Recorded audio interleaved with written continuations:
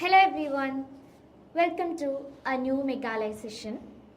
So, നമ്മൾ ഇന്ന് MA ഇംഗ്ലീഷിൻ്റെ core paper ആയിട്ടുള്ള പോസ്റ്റ് കൊളോണിയൽ സ്റ്റഡീസ് എന്ന് പറയുന്ന പേപ്പറാണ് ഡിസ്കസ് ചെയ്യാൻ പോകുന്നത്. നമുക്കറിയാം നമ്മുടെ എക്സാം സ്റ്റാർട്ട് ചെയ്യാണ് സെക്കൻഡ്സിന് അല്ലേ. സോ ഓഗസ്റ്റ് സെക്കൻഡ്സിന് നമ്മുടെ എക്സാമിനേഷൻസ് സ്റ്റാർട്ട് ചെയ്യാൻ പോവാണ്. അപ്പോൾ ഈ ഒരു പേപ്പർ നമുക്ക് എക്സാമിന് വരുന്നത് 8-നാണ് എന്ത് ചെയ്യുന്നത് എക്സാം വരുന്നത്. അപ്പോൾ കുറച്ച് മുന്നേ തന്നെ നമ്മൾ എന്ത് ചെയ്യാണ് മെഗാലയ സെഷൻസ് കണ്ടക്ട് ചെയ്യാണ്. കുറച്ചും കൂടെ എന്താണ് മുന്നേ കണ്ടക്ട് ചെയ്യുമ്പോൾ നിങ്ങൾക്ക് പഠിക്കാനും എന്താണ് കുറച്ചും കൂടെ അത് ബെനഫിഷ്യൽ ആവും എന്നുള്ളതാണ്. സോ ഈ ഒരു പേപ്പർ പോസ്റ്റ് കൊളോണിയൽ സ്റ്റഡീസ് എന്ന് പറയുന്ന ഈ ഒരു പേപ്പർ ഒരു ചെറിയ പേപ്പറാണ് അല്ലേ. നമുക്ക് വളരെ കുറച്ച് കാര്യങ്ങൾ അല്ലെങ്കിൽ വളരെ കുറച്ച് യൂണിറ്റ്സുകളാണ് നമുക്ക് മറ്റ് സെമസ്റ്ററുകളെയൊക്കെ വെച്ച് നോക്കുമ്പോൾ നമുക്ക് 4th സെമസ്റ്ററിൽ യൂണിറ്റുകളുടെ എണ്ണം കുറച്ച് കുറവാണ് അല്ലേ. അപ്പോൾ പോസ്റ്റ് കൊളോണിയൽ സ്റ്റഡീസ് എന്ന് പറയുന്ന ഈ ഒരു പേപ്പറും നമുക്ക് എന്താണ് ഈസി ആയിട്ട് പഠിക്കാൻ പറ്റുന്ന ഒരു പേപ്പർ തന്നെയാണ്. സോ പോസ്റ്റ് കൊളോണിയൽ സ്റ്റഡീസ് അല്ലേ. അപ്പോൾ എന്താണ് നമ്മൾ ഈ ഒരു പേപ്പറിലായിട്ട് പഠിക്കുന്നുണ്ടാവുക? പോസ്റ്റ് കൊളോണിയൽ എന്ന് പറയുമ്പോൾ കൊളോണിയലിസത്തിന് ശേഷമുള്ള പീരീഡാണ് അല്ലേ. സോ നമുക്കറിയാം നമ്മളൊക്കെ കൊളോണിയലിസം എക്സ്പീരിയൻസ് ചെയ്തിട്ടുള്ളവരാണ് അല്ലേ. അപ്പോൾ പോസ്റ്റ് കൊളോണിയൽ സ്റ്റഡീസ് ആണ് നമ്മൾ ഇനി എന്ത് ചെയ്യാൻ പോകുന്നത് ഈ ഒരു പേപ്പറിലൂടെ ഡിസ്കസ് ചെയ്യാൻ പോകുന്നത്. അപ്പോൾ ഈ ഒരു പേപ്പറിൽ വരുന്ന ഇമ്പോർട്ടൻ്റ് ആയിട്ട് നമുക്ക് എക്സാം ഓറിയൻറ്റഡ് ആയിട്ട് വരുന്ന കുറച്ച് ക്വസ്റ്റ്യൻ ആൻസേഴ്സ് ആണ് നമ്മൾ എന്ത് ചെയ്യുന്നത് ഈ ഒരു സെഷനിൽ നമ്മൾ ഡിസ്കസ് ചെയ്യാൻ പോകുന്നത്. സോ അപ്പോൾ എല്ലാവരും പെട്ടെന്ന് തന്നെ ജോയിൻ ചെയ്യുക. നമുക്ക് പെട്ടെന്ന് തന്നെ സ്റ്റാർട്ട് ചെയ്യാം.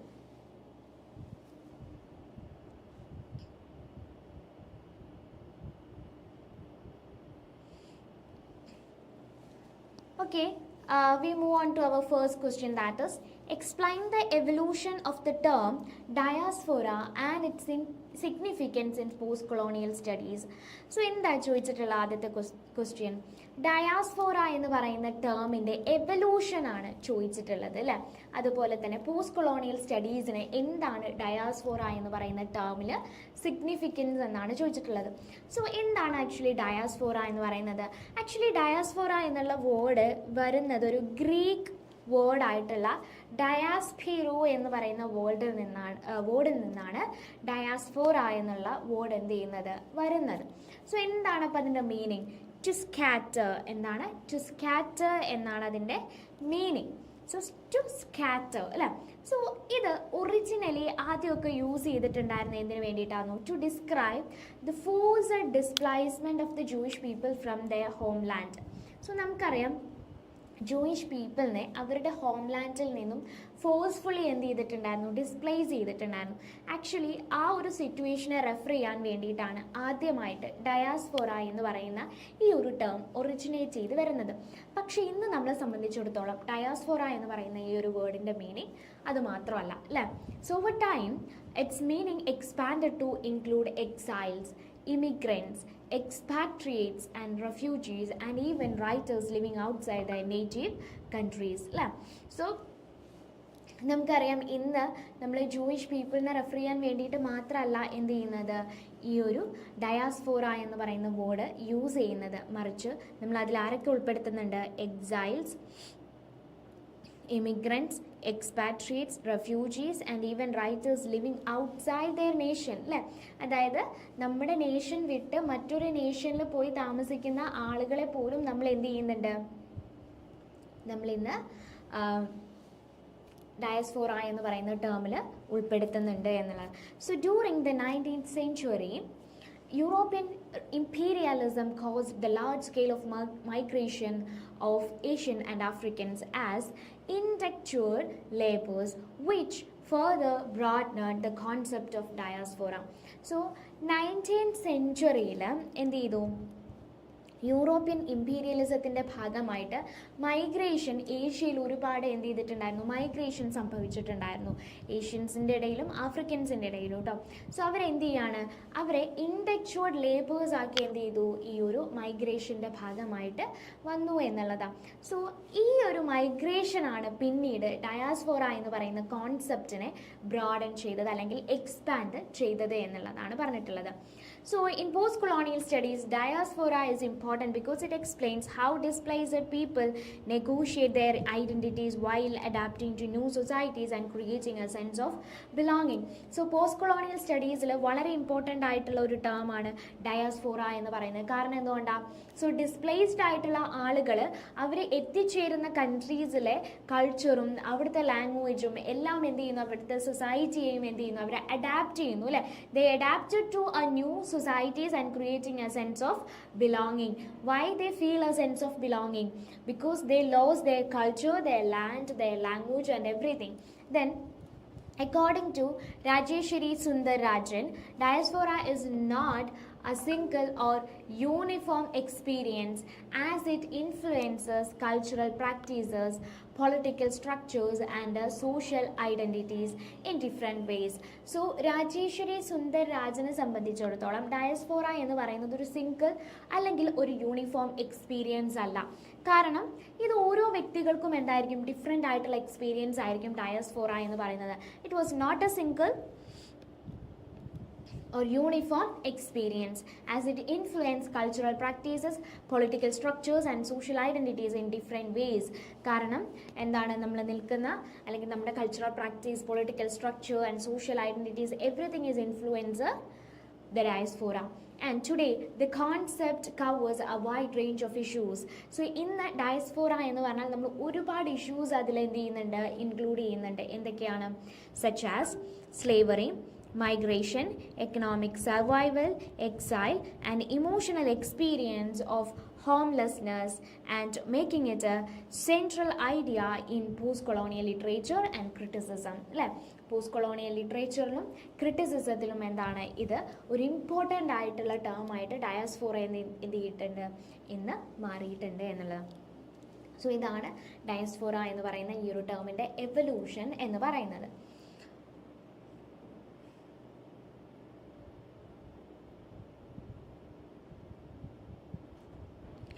Then moving on to the next question, that is contrast the process of assimilation and appropriation within a colonial context. So ഇനി എന്താ ചോദിച്ചിട്ടുള്ളത്, അസിമിലേഷൻ ആൻഡ് അപ്രോപ്രിയേഷൻ ആണ് എന്ത് ചെയ്തിട്ടുള്ളത്, ചോദിച്ചിട്ടുള്ളത്. അപ്പം നമുക്കറിയാം നമ്മുടെ ടെക്സ്റ്റിലുള്ള രണ്ട് ടേംസ് ആണ് എന്തെന്ന് പറയുന്നത്, അസിമിലേഷനും അപ്രോപ്രിയേഷൻ എന്ന് പറയുന്നത്. അപ്പോൾ ഇതെന്താണെന്നാണ് ചോദിച്ചിട്ടുള്ളത് കേട്ടോ. സോ കൊളോണിയൽ കോണ്ടെക്സ്റ്റിൽ അസിമിലേഷൻ, അപ്രോപ്രിയേഷൻ എന്ന് പറയുന്നത് രണ്ട് ഡിഫറെൻറ്റ് പ്രോസസ്സുകളാണ്. സോ എന്ത് ചെയ്യുന്നു, കോളനൈസ്ഡ് പീപ്പിളും കോളനൈസേഴ്സും തമ്മിലുള്ള ഒരു കൾച്ചറൽ ഇൻ്ററാക്ഷനിൽ വന്നിട്ടുള്ള രണ്ട് ടേംസുകളാണ് അസിമിലേഷൻ ആൻഡ് അപ്രോപ്രിയേഷൻ എന്ന് പറയുന്നത്. So assimilation refers to the process by which people from different ethnic or cultural background are absorbed into the dominant culture, often becoming similar to the ruling society. So എന്താണ് അപ്പോൾ assimilation എന്ന് പറയുന്നത്? Assimilation is A type of imitation. അതായത് നമ്മുടെ colonised ആയിട്ടുള്ള ആളുകൾ എന്ത് ചെയ്യുന്നു, അവരുടെ കൾച്ചറും, അതായത് അവരുടെ കൾച്ചർ, അവരുടെ ബാക്ക്ഗ്രൗണ്ട്, അതുപോലെ തന്നെ അവരുടെ എത്നിക്സ്, ഇതെല്ലാം എന്തായിരിക്കും, ഡിഫറെൻ്റ് ആയിരിക്കും. സോ അവരെന്ത് ചെയ്യുന്നു, റൂളിംഗ് സൊസൈറ്റിയുടെ അല്ലെങ്കിൽ ഡോമിനൻ്റ് ആയിട്ട് ആ ഒരു സൊസൈറ്റിയിൽ ഡോമിനൻ്റ് ആയി നിൽക്കുന്ന കൾച്ചറും എത്നിക്സും അല്ലെങ്കിൽ അവിടുത്തെ ലാംഗ്വേജൊക്കെ അക്വയർ ചെയ്യുന്നതിനെയാണ് നമ്മൾ അസിമിലേഷൻ എന്ന് പറയുന്നത് അല്ലേ. Then during colonial rule this was achieved through coercive policies such as suppressing indigenous language, tradition and educational system to make native people adopt the language, values and the customs of the colonizers. So എന്താ പറഞ്ഞിട്ടുള്ളത്, during colonial rule അല്ലേ, colonial റൂളിൻ്റെ സമയത്ത് and നമ്മളിതിൽ എങ്ങനെയാണ് achieve ചെയ്യുന്നത് ഈ ഒരു assimilation എന്ന് പറയുന്നത്? So through the policies that is suppressing indigenous languages അല്ലെ, ഇൻഡിജിനസ് ലാംഗ്വേജസുകൾ സപ്രസ് ചെയ്തുകൊണ്ട്, ട്രഡീഷൻസുകൾ സപ്രസ് ചെയ്തുകൊണ്ട്, അതോടൊപ്പം തന്നെ ഇൻഡിജിനസ് എഡ്യൂക്കേഷണൽ സിസ്റ്റത്തിനെ എന്ത് ചെയ്യുന്നു, സപ്രസ് ചെയ്യുന്നു. And educational system to make native people adopt the language. അത് മാത്രമല്ല ഇനി റൂളിംഗ് പീപ്പിൾ എന്താ ചെയ്യുന്നത്, they invent their own education system and forced the indigenous people to adopt the language, the culture and the religion of the ruling class or the ruling people. So and customs of the colonizers. As a result, native identities were weakened and colonial culture dominance was strengthened. So ഇതിൻ്റെ ഭാഗമായിട്ട് എന്ത് ചെയ്യുന്നു, colonial കൾച്ചറും colonial വാല്യൂസും ലാംഗ്വേജും എന്ത് ചെയ്യുന്നു, native people adopt ചെയ്യുന്നു. As a result native identities were weaked and colonial culture dominance was strengthened. So അതിൻ്റെ ഭാഗമായിട്ട് നേറ്റീവ് കൾച്ചർ എന്ത് ചെയ്യുന്നു, വീക്കൻ ചെയ്യുകയും കൊളോണിയൽ കൾച്ചർ ഡോമിനൻ്റ് ആവുകയും സ്ട്രെങ്തൻ ചെയ്യുകയും ചെയ്യുന്നു എന്നുള്ളതാണ്. സോ ഇൻ കോൺട്രാസ്റ്റ് ഇനി എന്താണ് അപ്രോപ്രിയേഷൻ എന്നുള്ളതാണ് നമ്മൾ ഇനി പറയാൻ പോകുന്നത് കേട്ടോ. What is N appropriation? അപ്പോൾ അസിമിലേഷൻ നമ്മൾ പറഞ്ഞു കഴിഞ്ഞു. ഇനി എന്താണ് അപ്രോപ്രിയേഷൻ എന്ന് പറയുന്നത്? So appropriation is an active and creative process in which colonised people adopt elements of the colonisers culture such as language, literature, film, but reshapes them according to their own tradition and values. Appropriation എന്ന് പറഞ്ഞാൽ നമ്മൾ കോളനൈസേഴ്സിൻ്റെ culture, അവരുടെ language, അവരുടെ literature, film, ഇതിനെല്ലാം നമ്മൾ എന്ത് ചെയ്യുന്നു, adopt ചെയ്യുന്നു. ബട്ട് അഡോപ്റ്റ് ചെയ്തതിന് ശേഷം വി റീഷേപ്പ് ഇറ്റ്, അല്ലേ? നമ്മൾ എന്ത് ചെയ്യുന്നു, നമ്മുടെ കൾച്ചറൽ ആൻഡ് ട്രഡീഷൻ അനുസരിച്ച് അതിലെ reshaping ചെയ്യുന്നു. That is appropriation. So instead of accepting colonial influence passively, appropriation becomes a form of resistance that challenge colonial authority, അല്ലേ? So actually appropriation എന്ന് പറയുന്നത് കൊളോണിയൽ അതോറിറ്റിയെ ചലഞ്ച് ചെയ്യാനുള്ള ഒരു മാർഗം കൂടെയാണ്. അതായത് നമ്മൾ കൊളോണിയൽ ഇൻഫ്ലുവൻസിനെ പാസീവ്ലി നമ്മൾ അക്സെപ്റ്റ് ചെയ്യാതെ എന്ത് ചെയ്യുന്നു, അതിൽ മാറ്റങ്ങൾ വരുത്തുന്നു. That's why we are resisting the colonizers' dominant culture, language and everything. And writers such as Salman Rushdie use the English language in innovative ways to express local experiences and reclaim cultural identity and question colonial narrative. So Salman Rushdie എന്താണ്, English ലാംഗ്വേജിനെ use ചെയ്തുകൊണ്ട് അദ്ദേഹം എന്ത് ചെയ്യാറുണ്ട്, local experience പറയാറുണ്ട്, and cultural ഐഡൻറ്റിറ്റിയെക്കുറിച്ച് reclaim ചെയ്യാറുണ്ട്, and colonial നറേറ്റീവ്സിനെ ക്വസ്റ്റ്യൻ ചെയ്യാറുണ്ടായിരുന്നു. So thus while assimilation supports colonial control, appropriation transforms colonial tools into instruments of resistance and self-expression. അപ്പോൾ അസിമിലേഷൻ എന്ന് പറയുന്നത് കൊളോണിയൽ കൺട്രോളിനെ നമ്മൾ അക്സെപ്റ്റ് ചെയ്യുകയാണ് എങ്കിൽ, അപ്രോപ്രിയേഷൻ എന്ന് പറയുന്നത് എന്താണ്, we make a resistance against the കൊളനൈസേഷനെതിരെയുള്ള ഒരു റെസിസ്റ്റൻസ് ആണ് അപ്രോപ്രിയേഷൻ എന്ന് പറയുന്നത്.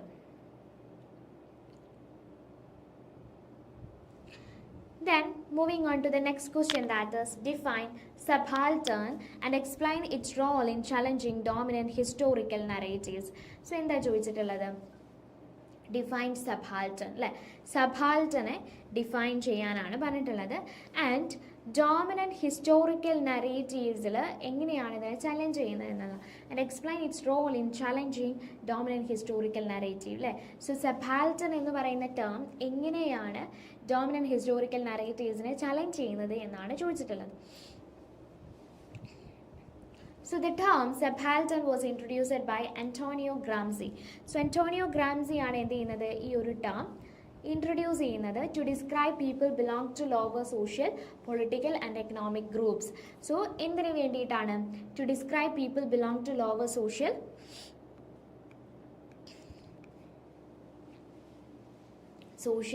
Political and economic groups. അതായത് ലോവർ ആയിട്ടുള്ള സോഷ്യൽ, പൊളിറ്റിക്കൽ ആൻഡ് എക്കണോമിക് ഗ്രൂപ്പ്സിലെ ആളുകളെ ഡിസ്ക്രൈബ് ചെയ്യാൻ വേണ്ടിയിട്ട് അന്റോണിയോ ഗ്രാംസി ഇൻട്രൊഡ്യൂസ് ചെയ്തൊരു ടേം ആയിരുന്നു സബാൾട്ടേൺ എന്ന് പറയുന്നത്. സോ അതിൽ ഏതൊക്കെ ആളുകൾ ഉൾപ്പെടുന്നുണ്ട്, പെസൻസ്, ലേബേഴ്സ്, ദെൻ മറ്റ് മാർജിനലൈസ്ഡ് ആയിട്ടുള്ള communities who dominated by the ruling elite. So these groups have traditionally been excluded from mainstream historical accounts. അപ്പോൾ ഈ ഒരു ഗ്രൂപ്പിനെ നമ്മൾ നോക്കുകയാണെങ്കിൽ, സബാൾട്ടേൺ ഗ്രൂപ്പിനെ നമ്മൾ നോക്കുകയാണെങ്കിൽ, മെയിൻ സ്ട്രീം ഹിസ്റ്റോറിക്കൽ നറേറ്റീവ്സിലൊന്നും ഇവരെക്കുറിച്ച് എന്ത് ചെയ്യുന്നില്ല, പറയുന്നില്ല, അല്ലേ? Which usually focus on kings. എന്തിനെയൊക്കെ കുറിച്ചാണ് അവർ ഫോക്കസ് ചെയ്യുന്നത്, kings, rulers and powerful institutions, അല്ലേ? അതായത് ഡോമിനൻ്റ് ആയിട്ടുള്ള ഹിസ്റ്റോറിക്കൽ നറേറ്റീവ്സ് എപ്പോഴും, മെയിൻ സ്ട്രീം ഹിസ്റ്റോറിക്കൽ നറേറ്റീവ്സ് എപ്പോഴും ആരെക്കുറിച്ചാണ്, കിങ്സ്, റൂളേഴ്സ്, പവർഫുൾ ഇൻസ്റ്റിറ്റ്യൂഷനെ കുറിച്ചാണ് എന്ത് ചെയ്യുന്നത്, പ്രൊജക്റ്റ് ചെയ്ത് കാണിക്കുന്നത്. ഈ സബാൾട്ടേൺ പീപ്പിളിനെ എവിടെയും എന്ത് ചെയ്യുന്നില്ല, അവർ അഡ്രസ് ചെയ്യുന്നില്ല. So the concept was later developed by the Subaltern Studies Group, while Gayatri Chakravarti Spivak further explored it through her famous question, can the subaltern speak? And she argues that the voice of subaltern people are often silenced because they are represented by those in power instead of speaking for themselves. So പിന്നീട് ഈ ഒരു concept എന്ത് ചെയ്തിട്ടുണ്ടായിരുന്നു, subaltern studies group എന്ത് ചെയ്തിട്ടുണ്ടായിരുന്നു, develop ചെയ്തിട്ടുണ്ടായിരുന്നു. So Gayatri Chakravorty സ്പിവക്ക് എന്ത് ചെയ്തു, ഈ ഒരു ക്വസ്റ്റ്യൻ അല്ലെങ്കിൽ ഈ ഒരു കോൺസെപ്റ്റിനെ പിന്നീട് എക്സ്പ്ലോർ ചെയ്യേണ്ടതായിട്ടുണ്ടായിരുന്നു through the question, can the subaltern speak, അല്ലേ, can the subaltern speak. So Spivak പറയുന്നത് എന്താണെന്ന് വെച്ചാൽ, voice of subaltern people are often silenced, അല്ലേ, സബാൾട്ടൺ പീപ്പിളിൻ്റെ അല്ലെങ്കിൽ സബാൾട്ടൺ ഗ്രൂപ്പ് ഓഫ് പീപ്പിളിൻ്റെ വോയിസ് എപ്പോഴും എന്ത് ചെയ്യുന്നു, സൈലൻസ് ചെയ്യപ്പെടുന്നു, because they are represented by those in power instead of speaking for themselves, അല്ലേ. സോ അവരെന്താണ്, അവരെ റെപ്രസെൻറ്റ് ചെയ്യുന്നത് ആരാണ്, those in power, not they speaking for themselves, അല്ലേ. So subaltern studies therefore seek to rewrite history from below by focusing on the experience, struggles and perspective of ordinary and marginalized people. So subaltern studies എന്ന് പറയുമ്പോൾ എന്ത് ചെയ്യണം, നമ്മൾ ഹിസ്റ്ററിയെ rewrite ചെയ്യണം. എന്താണ്, from below means from the lower position, അല്ലേ, lower പൊസിഷനിൽ നിന്നും എന്ത് ചെയ്യണം, ഹിസ്റ്ററിയെ നമ്മൾ റീറൈറ്റ് ചെയ്യണം എന്നാണ് പറഞ്ഞിട്ടുള്ളത്. And that should be focus on the experience, struggles and perspective of the ordinary marginalised people. So this approach challenges dominant historical narratives by exposing unequal power relation. So ഈ ഒരു അപ്രോച്ചിലൂടെ പിന്നീട് വന്നിട്ടുള്ള പല ഹിസ്റ്റോറിക്കൽ നാരേറ്റീവ്സിനെയും ഇത് എന്ത് ചെയ്തിട്ടുണ്ടായിരുന്നു, ക്വസ്റ്റ്യൻ ചെയ്തിട്ടുണ്ടായിരുന്നു. Unequal power relations എന്ത് ചെയ്തു, എക്സ്പ്രസ് ചെയ്തു. അതുപോലെ തന്നെ ഒപ്രഷൻസ്, അതോടൊപ്പം systemic discrimination that are often ignored in conventional histories, അല്ലേ. സോ പല ഡിസ്ക്രിമിനേഷനും എന്ത് ചെയ്തിട്ടുണ്ടായിരുന്നു, ഇഗ്നോർ ചെയ്യപ്പെട്ടിട്ടുണ്ടായിരുന്നു. So as a result the concept of subaltern plays a vital role in post colonial studies. So അതുകൊണ്ട് തന്നെ നമുക്ക് ഈ ഒരു സബാൾട്ടൺ പ്ലേസ് എന്ന് പറയുന്നത് പോസ്റ്റ് കൊളോണിയൽ സ്റ്റഡീസിൽ എന്താണ്, വളരെയധികം ഇമ്പോർട്ടൻ്റ് ആയിട്ടുള്ള ഒരു ടേമാണ് എന്നുള്ളതാണ്. So by bringing neglected voice to the forefront and making historical understanding more inclusive and representative. So neglected വോയിസിനെ, അല്ലേ, അതായത് സൈലൻസ്ഡ് ആയിട്ടുള്ള വോയിസിനെ ഫോർ ഫ്രണ്ടിലോട്ട് മുന്നോട്ട് കൊണ്ടുവരുമ്പോഴാണ് എന്ത് ചെയ്യുന്നത്, ഹിസ്റ്ററി എന്ത് ചെയ്യുന്നത്, കുറച്ചും കൂടെ അണ്ടർസ്റ്റാൻഡിങ്ങും റെപ്രസെൻറ്റേറ്റീവും ആവുന്നത് എന്നാണ് എന്ത് ചെയ്യുന്നത്, സബാൾട്ടൺ സ്റ്റഡീസിലൂടെ പറയുന്നത്. സോ ഇപ്പോൾ ഇത്രയാണ് നമുക്ക് ആ ഒരു ക്വസ്റ്റ്യനെ കുറിച്ച് പറയാനുള്ളത്. ഇനി നമ്മൾ അടുത്ത ക്വസ്റ്റ്യനിലോട്ട് പോവാണ്. That is discuss the major themes of desire, guilt and transience in Purdy's Married Man song. ഇതാണ് നമ്മുടെ നെക്സ്റ്റ് ക്വസ്റ്റ്യൻ ചോദിച്ചിട്ടുള്ളത്. സോ മാരീഡ് മാൻ സോങ് എന്ന് പറയുന്ന ഈ ഒരു പോയം എന്താണ് എക്സ്പ്ലോർ ചെയ്യുന്നത്? The emotional conflict of A middle aged married man who is involved in a love affair with a young girl. And the poem mainly focuses on the theme of desire, guilt and the temporary nature of happiness. So എന്താ പറഞ്ഞിട്ടുള്ളത്? So married മാൻ song എന്ന് പറയുന്ന ഈ ഒരു പോയത്തിൽ എന്തിനെക്കുറിച്ചാണ് പറയുന്നത്? ഒരു emotional conflict ആണ് പറയുന്നത്, അല്ലേ. അതായത് ഒരു മിഡിൽ ഏജ്ഡ് മാരീഡ് മാൻ എന്ത് ചെയ്യാണ്, have involved in a affair, അല്ലേ, and with a young girl. So the poem mainly focus on the themes of desire, guilt and the temporary nature of happiness. So speaker എന്ത് ചെയ്യാണ്, ഒരു young വുമണിലെ attracted ആവുകയും but at the same time he feels guilty because he is betraying his wife and family, അല്ലേ. അതോടൊപ്പം തന്നെ അയാൾ എന്താണ്, he feels guilty because he is betraying his wife and his own family. So this creates a constant struggle between his personal desire and his moral responsibilities. So ഇതെന്ത് create ചെയ്യുന്നു, അവരുടെ ഉള്ളിൽ, ആ ഒരു സ്പീക്കറുടെ ഉള്ളിൽ എന്ത് ചെയ്യാണ്, ഒരു കോൺസ്റ്റൻ്റ് ആയിട്ടുള്ള സ്ട്രഗിൾ ക്രിയേറ്റ് ചെയ്യാണ്. കാരണം തൻ്റെ പേഴ്സണൽ ഡിസയറും മോറൽ റെസ്പോൺസിബിലിറ്റിയും തമ്മിലാണ് എന്ത് ചെയ്യുന്നത്, ഒരു കോൺഫ്ലിക്റ്റ് ക്രിയേറ്റ് ചെയ്യുന്നത്. Because he has a desire towards that young girl but At the same time, he was guilty because he was cheating his wife and his family. So Purdy uses vivid images such as neon lights to symbolize the artificial and the empty nature of modern life.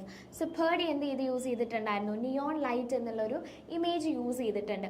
So actually അത് സിംപലൈസ് ചെയ്യുന്നത് modern ലൈഫിൻ്റെ artificial and എംറ്റി നേച്ചറാണ് indicate ചെയ്യുന്നത്. While the young girl represent natural beauty അല്ലേ. പക്ഷെ ആ ഒരു young girl എന്താണ് represent ചെയ്യുന്നത്, natural beauty, innocence and emotional warmth ആണ് റെപ്രസെൻറ്റ് ചെയ്യുന്നത്. So the poem also stresses that such moments of excitement and pleasure are only temporary and cannot last forever അല്ലേ. അതായത് നമുക്കൊരു മൊമെൻറ്റിൽ തോന്നുന്ന എക്സൈറ്റ്മെൻറ്റും പ്ലഷറും ഒരിക്കലും എന്തല്ല, പെർമനൻ്റ് ആണ്. It was only A temporary thing and cannot last for ever അല്ലേ. പക്ഷെ അതൊരിക്കലും എന്ത് ചെയ്യില്ല, for ever it will not last. And the phrase moments of shining suggests that happiness fades quickly and is followed by regrets and darkness. So in the end, Purdy contrasts the dull routine of married life with the brief excitement of forbidden love, showing that every action eventually has consequences, symbolized by the due bill that everyone must finally pay. So moment of shining എന്നുള്ള ഒരു phrase use ചെയ്യുന്നുണ്ട്. അതിലൂടെ എന്താണ് indicate ചെയ്യുന്നതെന്ന് വെച്ചാൽ happiness fades quickly. അതായത് നമ്മുടെയൊക്കെ ഉള്ളിലുള്ള ഹാപ്പിനെസ് എന്താണ്, വളരെ ക്വിക്ക്ലി തന്നെ എന്ത് ചെയ്തേക്കാം ഫെയ്ഡ് ചെയ്ത് പോയേക്കാം എന്നാണ് പറയുന്നത്. And is followed by regrets and darkness. So ആ ഒരു ഹാപ്പിനെസ് ഫെയ്ഡ് ആവുന്നതോടൊപ്പം വരുന്ന മറ്റൊന്നാണ് regret and darkness or something unhappiness. And in the end, Purdy contrasts the dull routine of married life with the brief excitement of forbidden love, ensuring that every action eventually has consequences. Like എല്ലാ ആക്ഷനും എന്ത് ചെയ്യുന്നുണ്ട്, അതിൻ്റേതായിട്ടുള്ള consequences ഉണ്ട്. So അവരുടെ ആ ഒരു marriage എന്ന് പറയുന്നത് തന്നെ എന്താണ്, ഡള്ളാണ്. സോ ദാറ്റ് മീൻസ് ആ ഒരു ഫോർബിഡൻ ലവ് ആണ് അവിടെ എന്ത് ചെയ്യുന്നത്, ഇൻഡിക്കേറ്റ് ചെയ്യുന്നത്. And every action eventually has A consequence. So that means due bill that every one must finally pay for their actions അല്ലേ. നമ്മുടെ ആക്ഷൻസിന് നമ്മൾ എന്ത് ചെയ്യേണ്ടി വരും, ഫൈനലി നമ്മൾ പേ ചെയ്യുക തന്നെ വേണ്ടി വരും എന്നാണ് പർഡി ഈ ഒരു പോയത്തിലൂടെ പറയുന്നത്. സോ ഇതാണ് ആ ക്വസ്റ്റ്യൻ്റെ ആൻസർ എന്ന് പറയുന്നത്. ഇനി നമ്മൾ അടുത്ത ക്വസ്റ്റ്യനിലോട്ട് പോവാണ്. That is how does Derek Walcott use biblical parallels to describe Caribbean history in the sea is history. So ഇതാണ് നെക്സ്റ്റ് ക്വസ്റ്റ്യൻ എന്ത് ചോദിച്ചിട്ടുള്ളത്. അതായത് എങ്ങനെയാണ് ഡെറക് വാൾക്കോട്ട് ബിബ്ലിക്കൽ പാരലൽസ് എന്ത് ചെയ്യുന്നത്, Caribbean history the sea is history എന്ന് പറയുന്ന പോയത്തിൽ എങ്ങനെയാണ് കരീബിയൻ ഹിസ്റ്ററിയെ പ്രസൻറ്റ് ചെയ്യാൻ വേണ്ടിയിട്ട് ബിബ്ലിക്കൽ പാരലൽസ് യൂസ് ചെയ്യുന്നത് എന്നുള്ളതാണ് ക്വസ്റ്റ്യൻസ് ചോദിച്ചിട്ടുള്ളത്.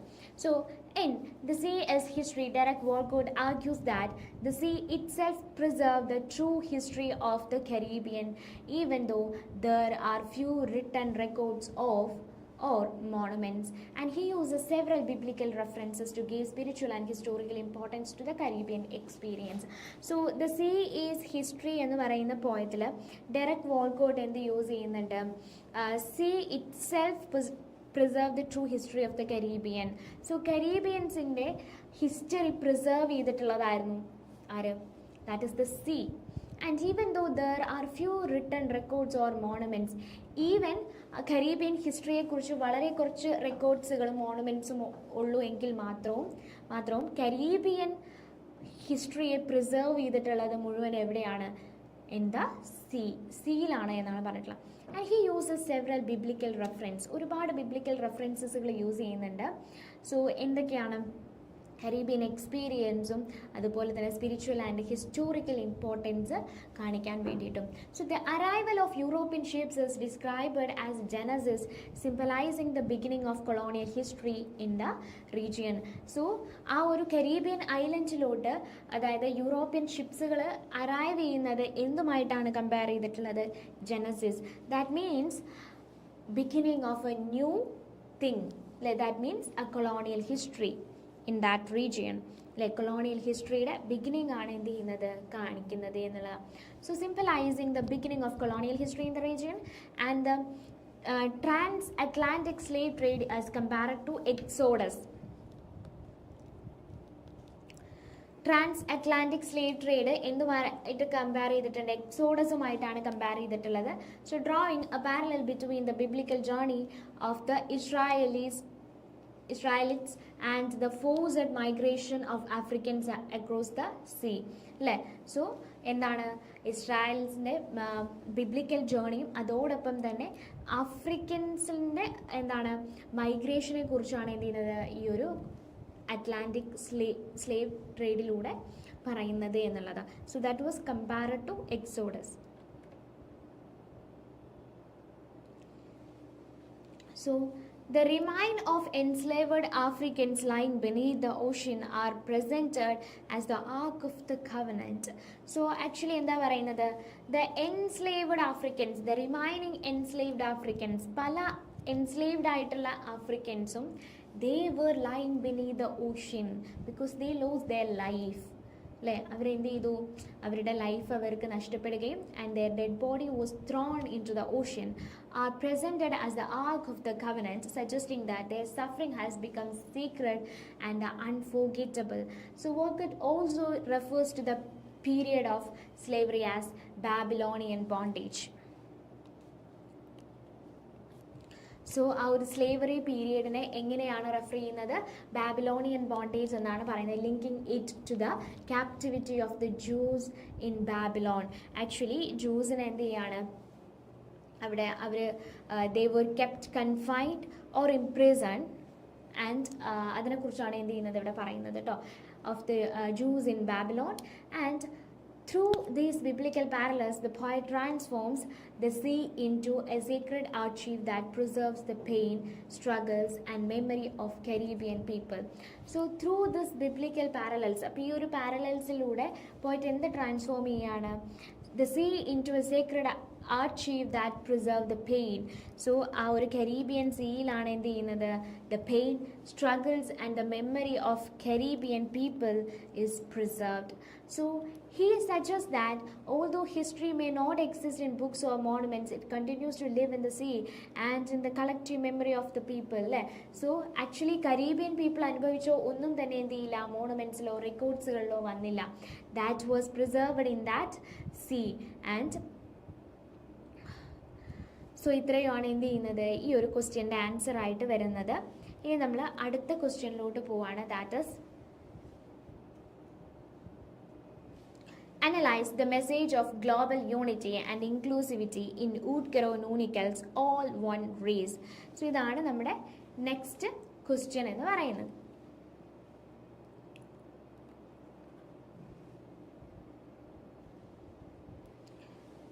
So Utgaro Nunicals all one race is a powerful appeal for human unity, equality and universal brotherhood. So all one race എന്ന് പറയുന്ന ഈ ഒരു പോയിന്റിൽ ഹ്യൂമൻ യൂണിറ്റിയെക്കുറിച്ചും ഈക്വാലിറ്റി, യൂണിവേഴ്സൽ ബ്രദർഹുഡിനെ കുറിച്ചാണ് എന്ത് ചെയ്യുന്നത് പറയുന്നത്. So the point argues that all human beings belong to one family. അല്ലേ? അപ്പോൾ ഈ ഒരു പോയത്തിലൂടെ പോയിട്ട് എന്താണ് പറയുന്നത്? All human beings belong to one family regardless of their race, color, nationality. And she mentions different colors such as black, yellow, red, white and brown to represent the diversity of people around the world. അല്ലേ? So നമ്മുടെ വേൾഡിലുള്ള diverse ആയിട്ടുള്ള ആളുകളെ കാണിക്കാൻ വേണ്ടിയിട്ടാണ് different colours എന്ത് ചെയ്തിട്ടുണ്ടായിരുന്നത്, use ചെയ്തിട്ടുണ്ടായിരുന്നത്. And this difference should never become reason for discrimination. പക്ഷേ ഒരു കോൺഫ്ലിക്റ്റിനോ ഡിസ്ക്രിമിനേഷനോ ഉള്ള ഒരു റീസൺ അല്ല ഈ ഒരു ഡിഫറൻസസുകളൊന്നും എന്നാണ് പറയുന്നത്. By asking the question why make wars, she criticize hatred, violence and racial prejudices, insisting that such divisions are unnecessary. So by asking the questions, why makes war, എന്തുകൊണ്ടാണ് യുദ്ധങ്ങൾ ക്രിയേറ്റ് ചെയ്യുന്നത്, and she criticized hatredness, violence and racial prejudice, insisting that such divisions are unnecessary. ഇത്തരത്തിലുള്ള divisions എല്ലാം എന്തായിരുന്നു, unnecessary ആണ് എന്നുള്ളതാണ് എന്ത് ചെയ്യുന്നത് പറയുന്നത് കേട്ടോ, ആര് ന്യൂണിക്കൽ പറയുന്നത്. So the poem also rejects stereotypes and narrow cultural identities through images like bumpy runs and igloos. So igloos അതുപോലെ തന്നെ ബ്രംപി റൺസ് തുടങ്ങിയിട്ടുള്ള ഇമേജസിലൂടെ എന്ത് ചെയ്യാണ് പോയിറ്റ് സ്റ്റീരിയോടിപ്പിക്കൽ ആയിട്ടുള്ള അതുപോലെ തന്നെ നാരോ കൾച്ചറൽ ഐഡൻറ്റിറ്റീസിനെ റിജക്റ്റ് ചെയ്യുകയാണ് ചെയ്യുന്നത്. External difference do not change our common humanity അല്ലേ. നമ്മൾ എക്സ്റ്റേണലി നോക്കുകയാണെങ്കിൽ എല്ലാ മനുഷ്യരും എന്താണ് ഡിഫറെൻ്റ് ആണ്. കാസ്റ്റിലാണെങ്കിലും ക്ലാസ് ആണെങ്കിലും എത്നിക്സ് ആണെങ്കിലും ലാംഗ്വേജിലാണെങ്കിലും കൾച്ചറിലാണെങ്കിലും ഒക്കെ എന്താണ് നമ്മൾ ഡിഫറെൻ്റ് ആണ്. But that never change humanity that included within us അല്ലേ.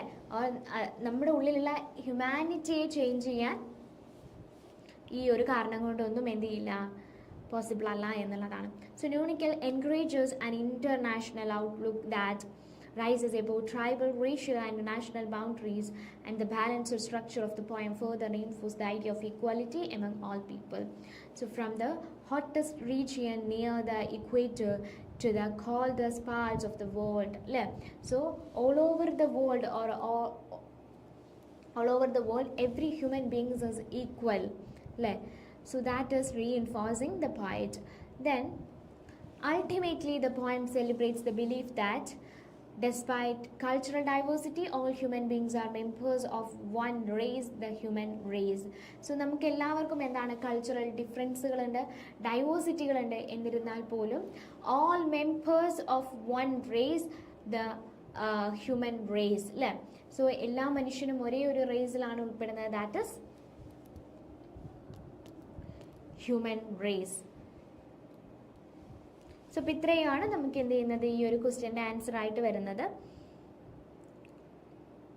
ഇനി നമ്മൾ അടുത്ത ക്വസ്റ്റ്യനിലോട്ട് പോവാണ്. That is discuss the search for identity and the desire for permanence in Gabriel Okara's were I to choose.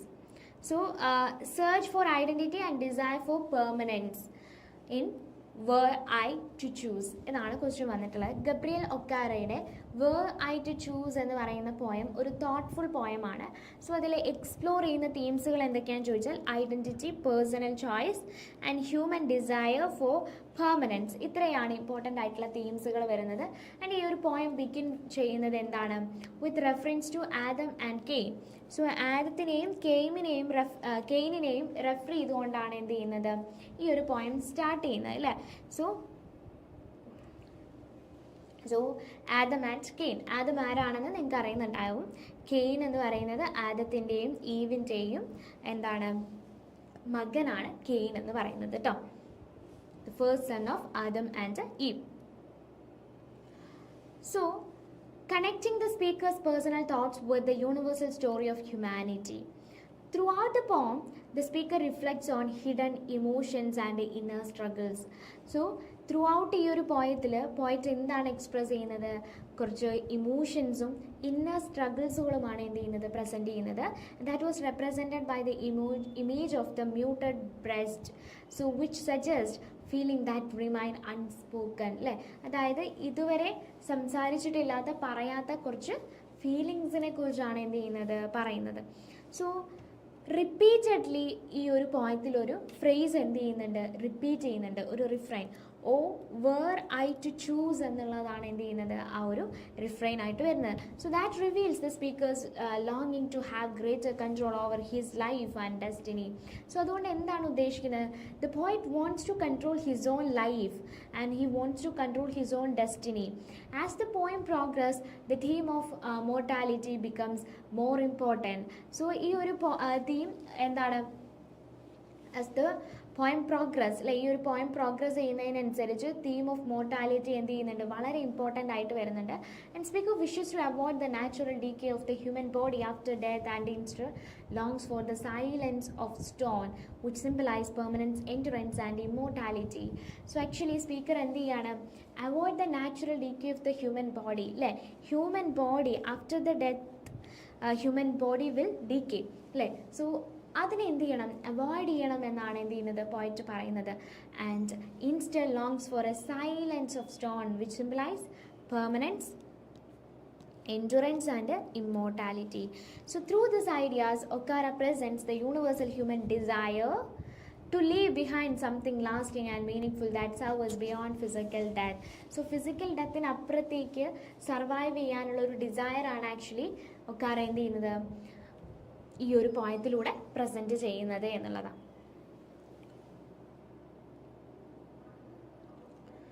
So ഇനി നമ്മൾ അടുത്ത ക്വസ്റ്റ്യനിലോട്ട് പോവാണ്. That is how does John Shaw Nielsen personify nature as a form of divine love in Surely God Was a Lover. So surely God was a lover. John Shaw Neilson ഗോഡിനെ ഒരു loving creator ആയിട്ടാണ് എന്ത് ചെയ്തിട്ടുള്ളത്, present ചെയ്തിട്ടുള്ളത്. അയാളുടെ affection എന്തിനെയാണ് reflect ചെയ്യുന്നത്, അതായത് ഗോഡിൻ്റെ അഫെക്ഷൻ എന്തിനെയാണ് റിഫ്ലക്റ്റ് ചെയ്യുന്നത്, the beauty of nature. So God's affection is reflected in the beauty of nature, and the poet imagines creation as an act of love. So poetനെ സംബന്ധിച്ചിടത്തോളം creation എന്ന് പറയുന്നത് എന്താണ്, it was an act of love, and comparing making of the day to the gentle touch of lover, so soft as a woman's eyelid, അല്ലേ. and എന്താ ചെയ്യുന്നത്, comparing the making of the day, അല്ലേ.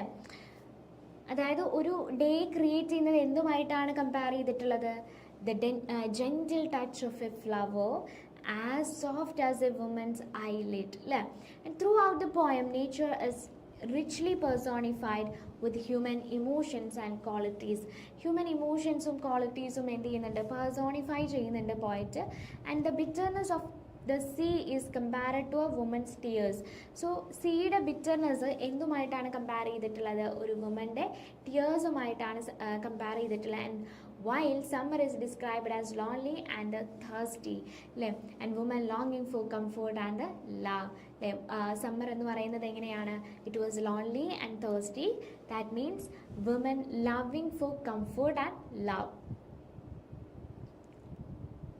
So the poet suggests that God's creative power is inspired by the madness of love, meaning that the world was created through passion rather than cold reason. So Nielsen എന്താണ് പറയുന്നത്, God's creative power is inspired by the madness of love, അല്ലേ. സ്നേഹത്തിൽ നിന്നാണ് എന്ത് ചെയ്തിട്ടുണ്ടായിരുന്നത്, ഗോഡിൻ്റെ creative power വന്നിട്ടുണ്ടായിരുന്നത് എന്നുള്ളത്. That means the God was created the world through passion rather than cold reason. And he also compares trees to the beauty of a woman's hair. So treesനെ എന്തുമായിട്ടാണ് compare ചെയ്യുന്നത്, beauty of a woman's hair, and flowers to her sweetness, and creating a close relationship between feminity, nature and divine love. Divine love, nature, feminity, ഇതിനെ മൂന്നിനെയും എന്ത് ചെയ്യുകയാണ്, ഒരു connection create ചെയ്യുകയാണ് ചെയ്യുന്നത്. So through this images the poem celebrates love as a powerful force that gives beauty, life and meaning to the natural world.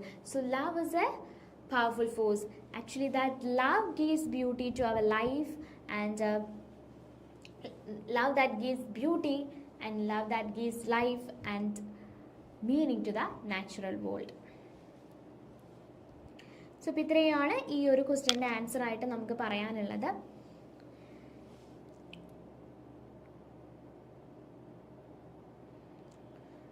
So ഇനി നമ്മൾ അടുത്ത ക്വസ്റ്റ്യനിലോട്ട് പോവാണ്. Define orientalism according to Edward Said and explain its relationship with western power. So ഇതാണ് നമ്മുടെ next question എന്ന് പറയുന്നത് കേട്ടോ. സോ എഡ്വാർഡ് സെയ്ഡിൻ്റെ ഓറിയന്റലിസം ആണ് ചോദിച്ചിട്ടുള്ളത്. So Edward Said defined Orientalism as a system of thought created by the West to describe, interpret and control the East. Actually Edward Said പറയുന്നത് എന്താണെന്ന് വെച്ചാൽ, ഓറിയന്റലിസം എന്ന് പറയുന്ന ഈ ഒരു കോൺസെപ്റ്റ് ക്രിയേറ്റ് ചെയ്യുന്നത് വെസ്റ്റാണ്. സോ എന്തിനു വേണ്ടിയിട്ടാണ് അവരത് യൂസ് ചെയ്യുന്നത്, in order to control the east, ഈസ്റ്റിനെ കൺട്രോൾ ചെയ്യാനും, എസ്പെഷ്യലി ഏതിനെയാ, മിഡിൽ ഈസ്റ്റിനെ കേട്ടോ, മിഡിൽ ഈസ്റ്റിനെ കൺട്രോൾ ചെയ്യാനും ഡിസ്ക്രൈബ് ചെയ്യാനും ഇൻ്റർപ്രറ്റ് ചെയ്യാനും വേണ്ടിയിട്ട് വെസ്റ്റേണേഴ്സ് കണ്ടുപിടിച്ചൊരു ടേമാണ് ഓറിയന്റലിസം എന്ന് പറയുന്നത്. സോ എഡ്വാർഡ് സെയ്ഡിനെ സംബന്ധിച്ചിടത്തോളം orientalism is not simply an academic study of eastern societies. So eastern സൊസൈറ്റീനെ കുറിച്ചുള്ളൊരു അക്കാദമിക് സ്റ്റഡി മാത്രമല്ല ഓറിയന്റലിസം എന്ന് പറയുന്നത്, but a form of cultural and intellectual imperialism that supported colonial rule. Actually ഇതൊരു ഇമ്പീരിയലിസം ആണ്. Colonial റൂളിനെ സപ്പോർട്ട് ചെയ്യുന്ന ഒരു ഇമ്പീരിയലിസം ആണ് ആക്ച്വലി ഓറിയൻ്റലിസം എന്നുള്ള കോൺസെപ്റ്റ് കൊണ്ട് വെസ്റ്റേണേഴ്സ് എന്ത് ചെയ്തിട്ടുണ്ടായിരുന്നത്, ഉദ്ദേശിച്ചിട്ടുണ്ടായിരുന്നത്. Through literature, history, politics and scholarship, the West created fixed images of the Orient that justifies its colonial ambitions and authority. So through literature-ലൂടെ, history-ലൂടെ, politics-ലൂടെ, scholarship-ലൂടെ വെസ്റ്റേണേഴ്സ് എന്ത് ക്രിയേറ്റ് ചെയ്തിട്ടുണ്ടായിരുന്നു? So a fixed image of the Orient that justified its colonial ambition and authority. ഓറിയന്റിനെ ഒരു fixed ഇമേജിലോട്ട് കൊണ്ടുവന്നു. That is orient as, അതായത് ഈസ്റ്റേണേഴ്സ് എപ്പോഴും എന്താണ്, ഇൻഫീരിയർ ടു വെസ്റ്റേണേഴ്സ് എന്നുള്ള കോൺസെപ്റ്റിലോട്ട് ഇവർ കൊണ്ടുവരാണ്. ദാറ്റ് മീൻസ് ഈസ്റ്റേണേഴ്സ് ആർ അൺസിവിലൈസ്ഡ് എന്നുള്ള ഒരു കോൺസെപ്റ്റിലോട്ടാണ് വെസ്റ്റേണേഴ്സ് അതിനെ കൊണ്ടുവരുന്നത്. Then Said explains that the system of knowledge became powerful because it shaped how people understood the East and made Western domination appear natural and unquestionable. So എന്താ പറഞ്ഞിട്ടുള്ളത്? So Said explains that the system of knowledge became powerful because it shaped how people understood the East, made Western domination appear natural and unquestionable. So actually Edward Said പറയുന്നത് എന്താണെന്ന് വെച്ചാൽ ഈ ഒരു system of knowledge എന്തായിരുന്നു, വളരെയധികം powerful ആയിരുന്നു. കാരണം actually ഈസ്റ്റേണേഴ്സിനെ നമ്മൾ എങ്ങനെ ഫിക്സ് ചെയ്യണമെന്ന് എന്ത് ചെയ്യുന്നു, നമ്മൾ അണ്ടർസ്റ്റുഡ് ചെയ്ത് തരുന്ന ഒന്നാണ്. അല്ലെങ്കിൽ അങ്ങനെ ഒരു ഫിക്സഡ് ആയിട്ടുള്ള അണ്ടർസ്റ്റാൻഡിങ്ങിലോട്ട് നമ്മൾ എന്ത് ചെയ്യുകയാണ്, വെസ്റ്റേൺ ഡോമിനേഷൻ കൊണ്ടെത്തിക്കുകയാണ് ചെയ്യുന്നത്. So drawing on Antonio Gramsci's idea of hegemony, he argues that these beliefs gradually become accepted as common sense within Western society. Therefore, Orientalism demonstrates the close relationship between knowledge and power. So, അതുകൊണ്ട് തന്നെ Orientalism എന്ന് പറയുന്നത് എന്താണ്, the relationship between knowledge and power, where East as the other helped the Western maintain its political, cultural and economical dominance. So വെസ്റ്റേണേഴ്സ് അവരുടെ political, cultural, economical dominance maintain ചെയ്യാനായിട്ട് വേണ്ടിയിട്ട് they categorized the easterners as others, അല്ലേ? Others ആക്കി എന്ത് ചെയ്യാണ്, ഈസ്റ്റേണേഴ്സിനെ മാറ്റുകയാണ് ചെയ്യുന്നത്.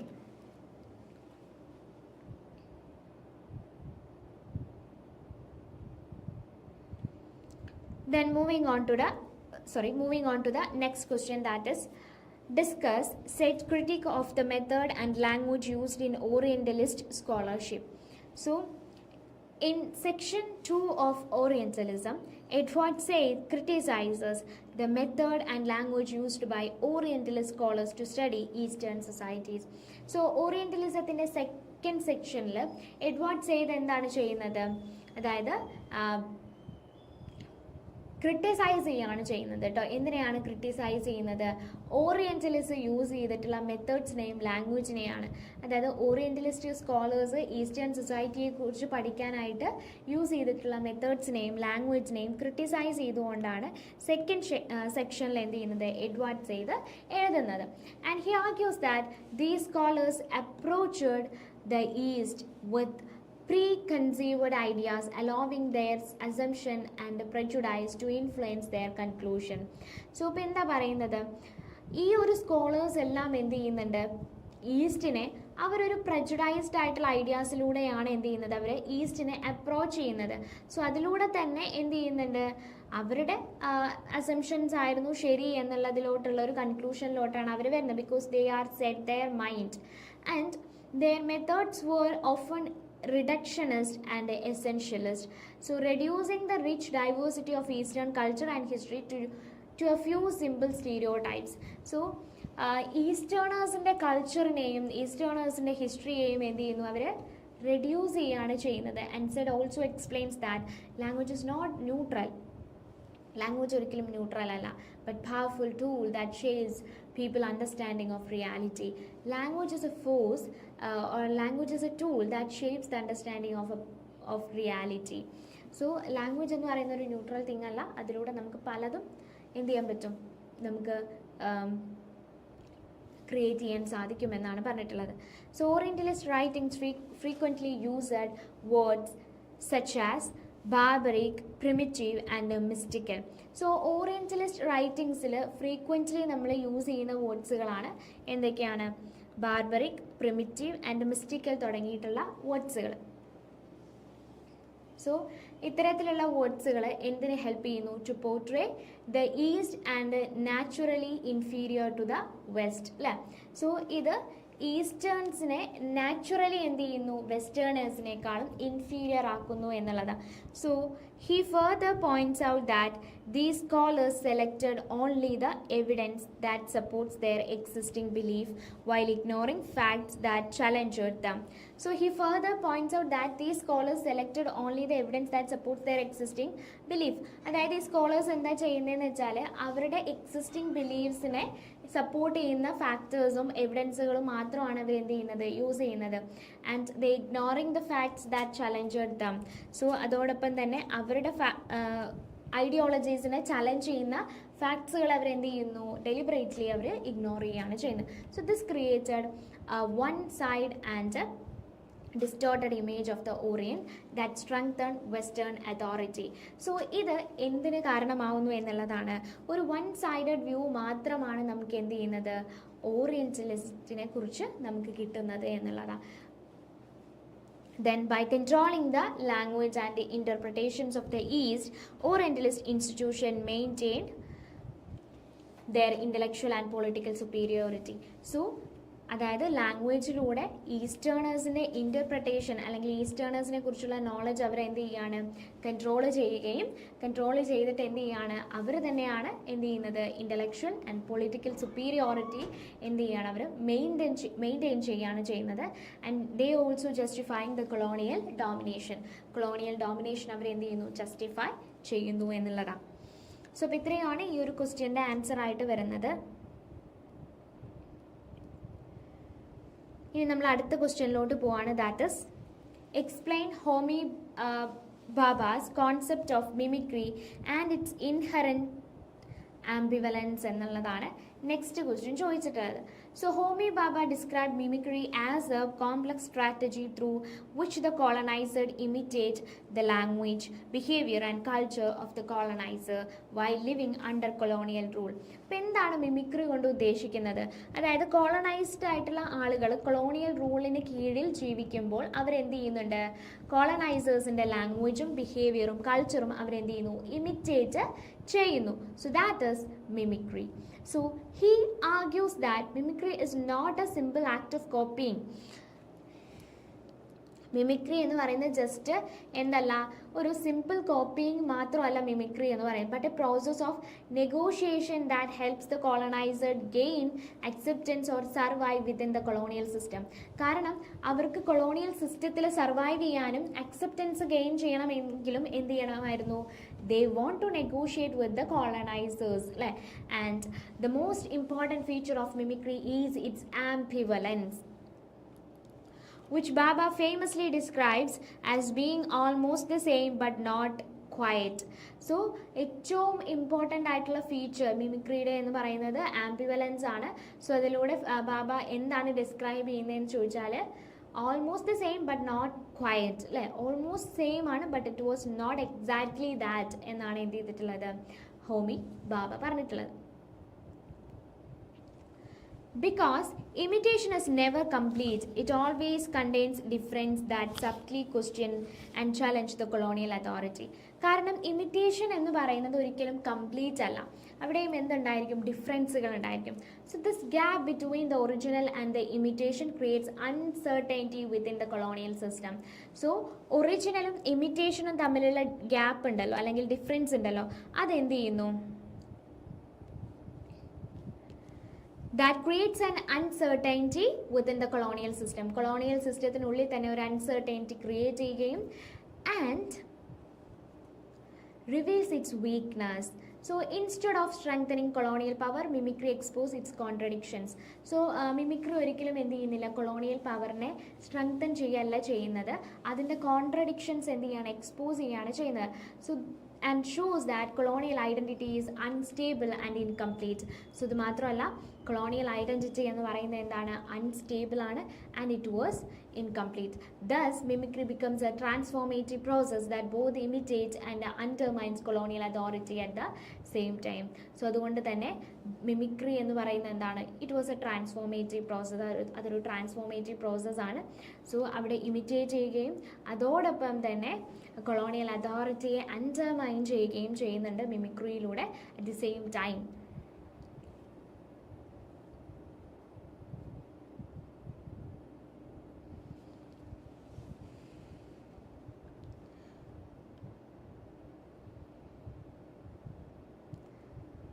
സോ ഇനി നമ്മൾ അടുത്ത ക്വസ്റ്റ്യനിലോട്ട് പോവാണ്. That is discuss the figure of the mimic man as presented in Bhabha's essay.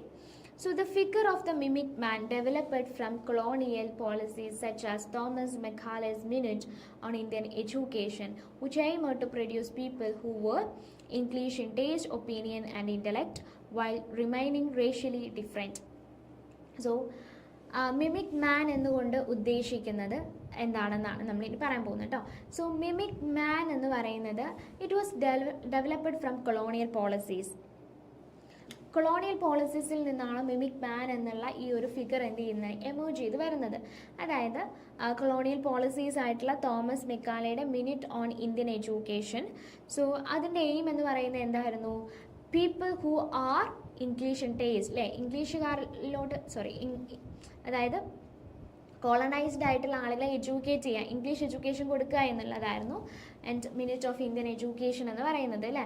അതായത് അവർ എയിം ചെയ്തിട്ടുണ്ടായിരുന്നത് എന്താണെന്ന് വെച്ചാൽ ഇംഗ്ലീഷ് ഇൻ ടേസ്റ്റ്, അല്ലേ, people who are English in taste, opinions and intellect and racially they were different.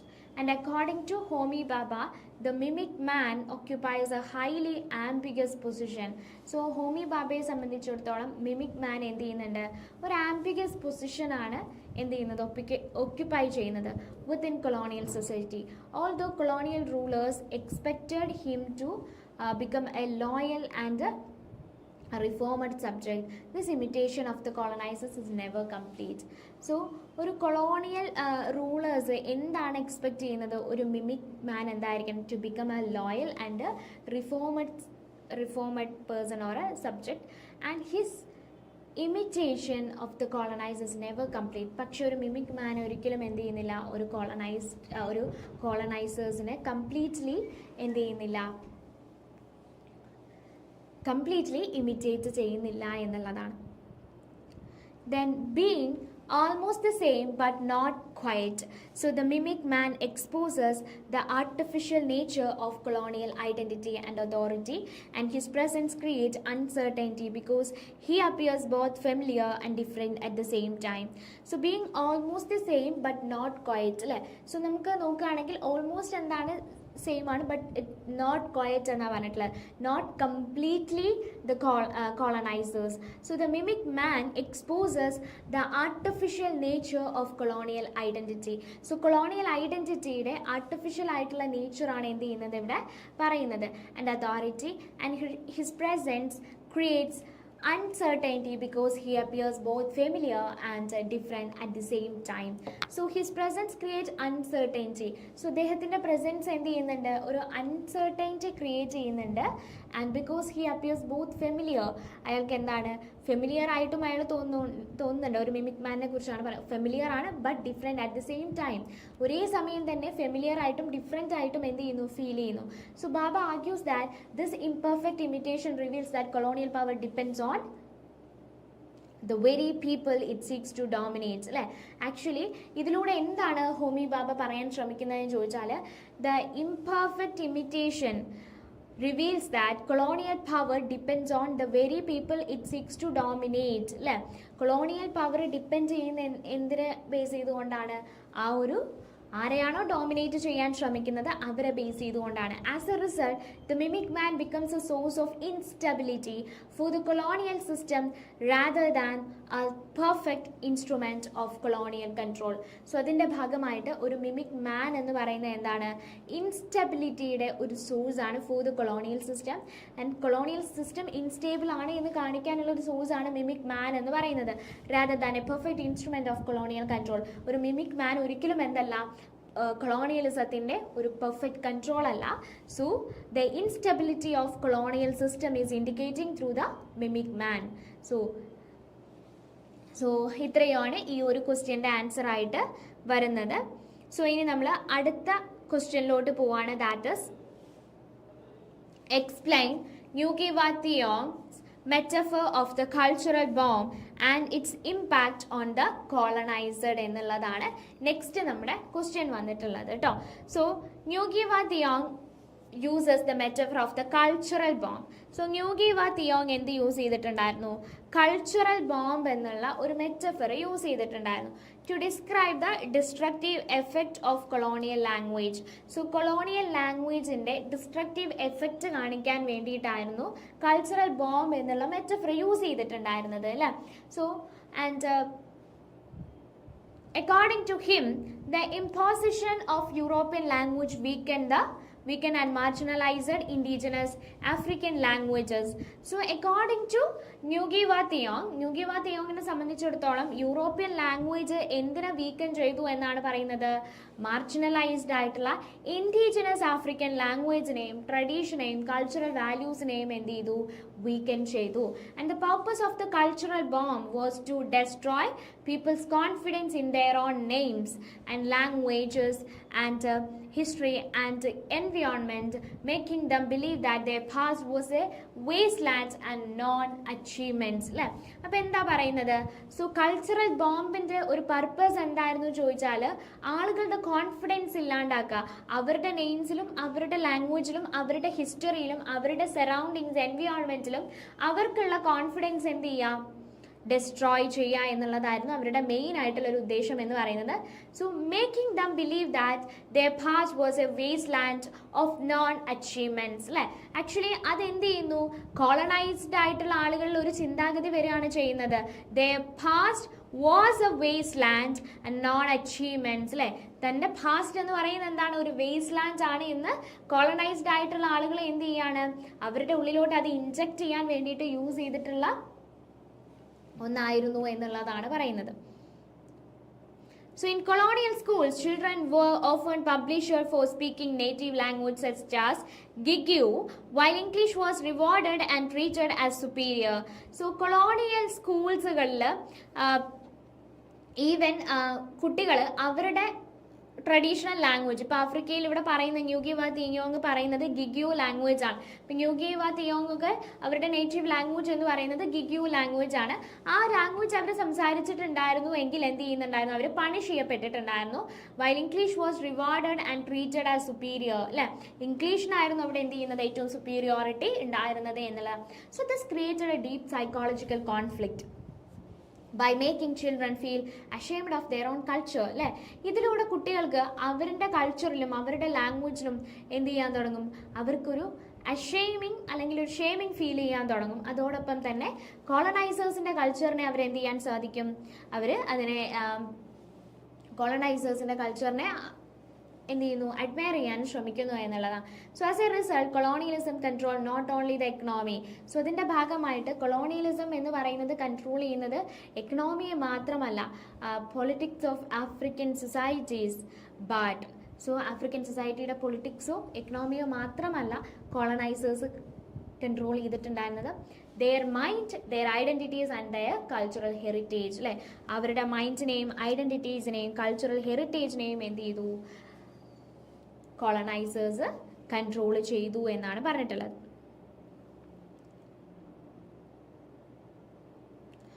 So moving on to the next question, that is discuss the relationship between language and culture as presented in ന്യൂഗി's work.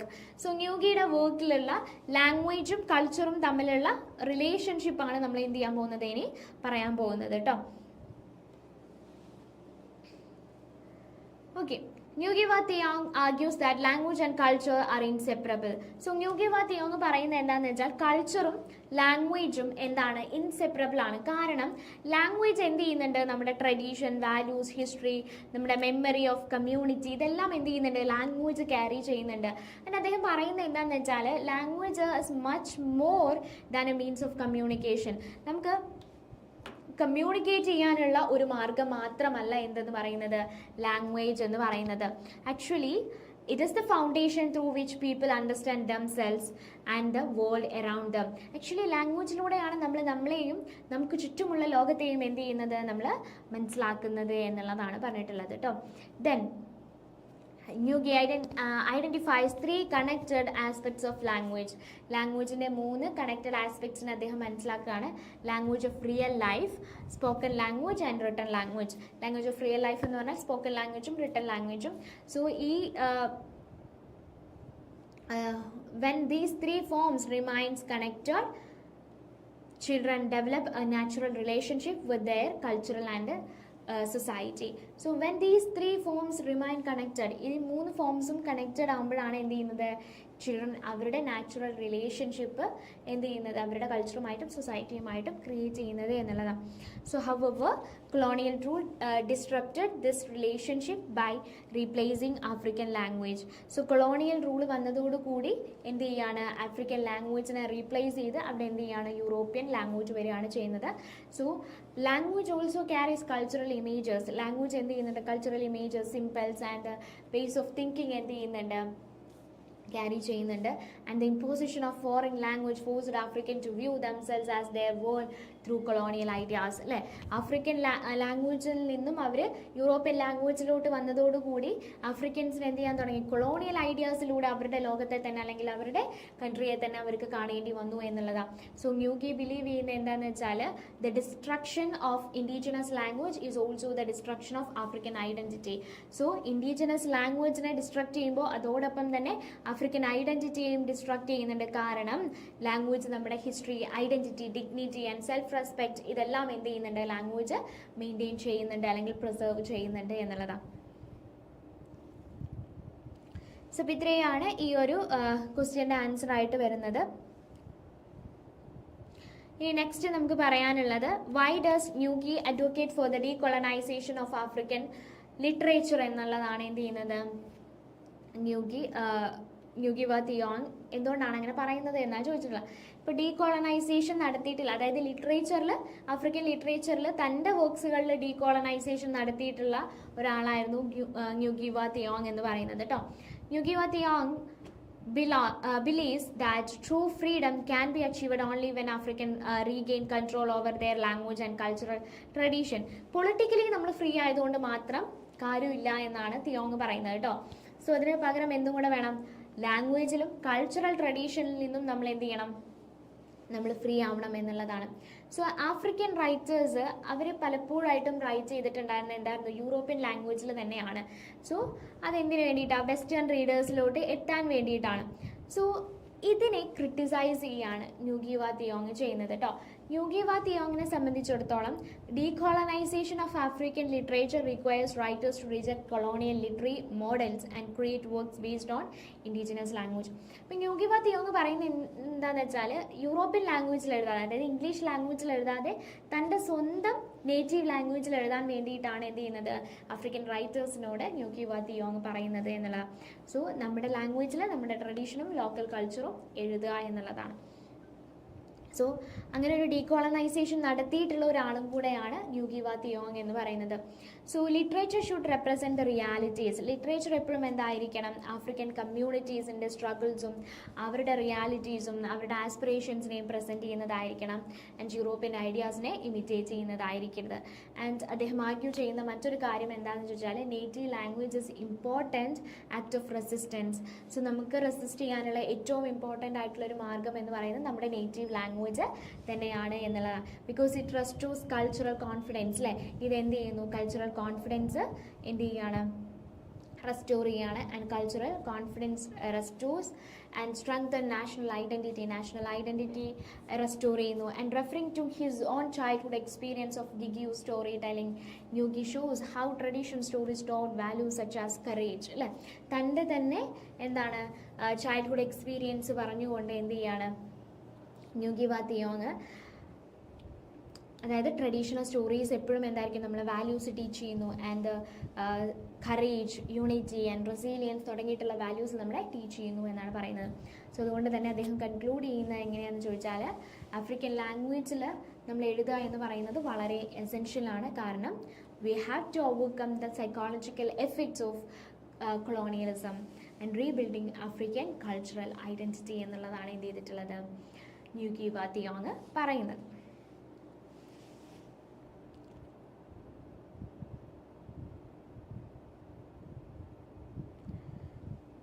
So ഇനി നമ്മൾ അടുത്ത ക്വസ്റ്റ്യനിലോട്ട് പോവാണ്. That is discuss White Sargasso Sea as a post-colonial writing back to Charlotte Bronte's Jane Eyre. So എങ്ങനെയാണ് white Sargasso see ഒരു post colonial നറേറ്റീവാണ്, അത് Charlotte ബ്രോണ്ടയുടെ Jain ഐറിൻ്റെ ഒരു റൈറ്റിംഗ് ബാക്ക് ആയിട്ട് മാറുന്നത് എങ്ങനെയാണെന്നാണ് പറയുന്നത് കേട്ടോ.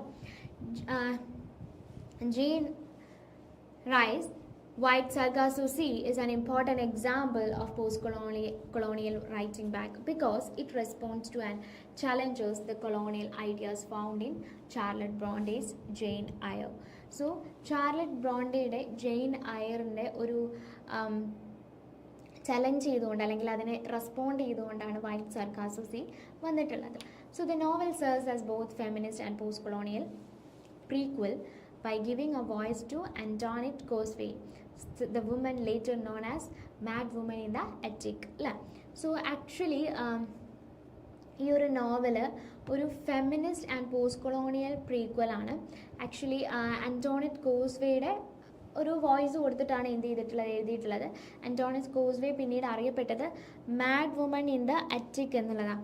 So instead of presenting her as a mysterious and silent character, so ഈ ഒരു മിസ്റ്റീരിയസ് ആൻഡ് സൈലൻറ്റ് ക്യാരക്ടറായിട്ട് പ്രസൻറ്റ് ചെയ്യാതെ Rhys tells her story and reveals the social and the historical forces that shaped her life. So അവളെ എന്താണ് reveal ചെയ്യുന്നത്, അതായത് അവളുടെ historical forces, social and historical forces എന്തൊക്കെ കാര്യങ്ങളാണ് അവളെ ഷേപ്പ് ചെയ്തത് എന്നാണ് എന്ത് ചെയ്യുന്നത് പറയുന്നത്. So the novel questions the imperial attitude of Jane Eyre by showing the effect of colonialism. So actually ഈ ഒരു നോവൽ എന്ത് ചെയ്യാണ് ജെയിൻ ഐറിലെ ഇംപീരിയൽ ആറ്റിറ്റ്യൂഡിനെ ക്വസ്റ്റ്യൻ ചെയ്യുകയും ആൻഡ് കൊളോണിയലിസത്തിൻ്റെ എഫക്റ്റീവ്നെസ് എത്രത്തോളം കരീബിയൻ പീപ്പിളിലും കൾച്ചറിലും ഉണ്ടായി എന്നുള്ളതാണ് എന്ത് ചെയ്യുന്നത് പറയുന്നത്.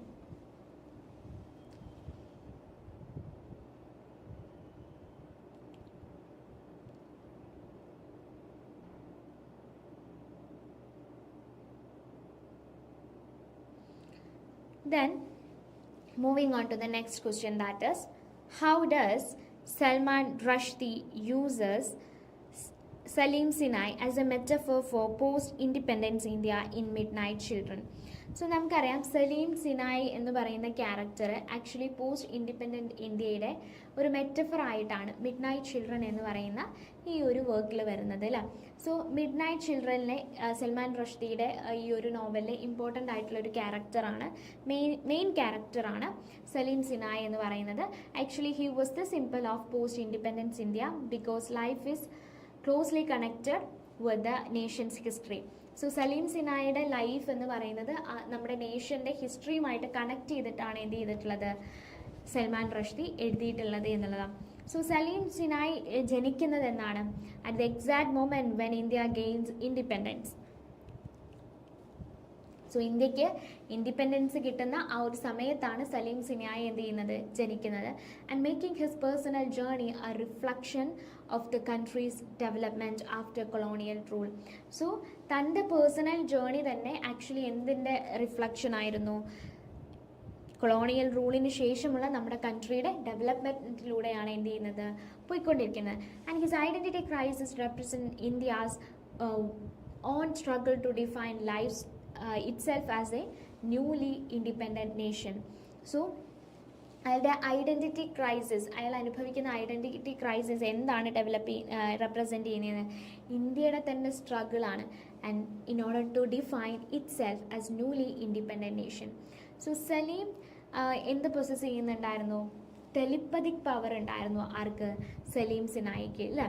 സോ അന്ന് ആ ഒരു ആ ഒരു സമയത്ത്, അതായത് സലീം സിനായിയുടെ കൂടെ തന്നെ ആ ഒരു ഇൻഡിപെൻഡൻറ്റ് അവേഴ്സിൽ ജനിച്ചിട്ടുള്ള ഒരുപാട് പേരുണ്ടായിരുന്നു.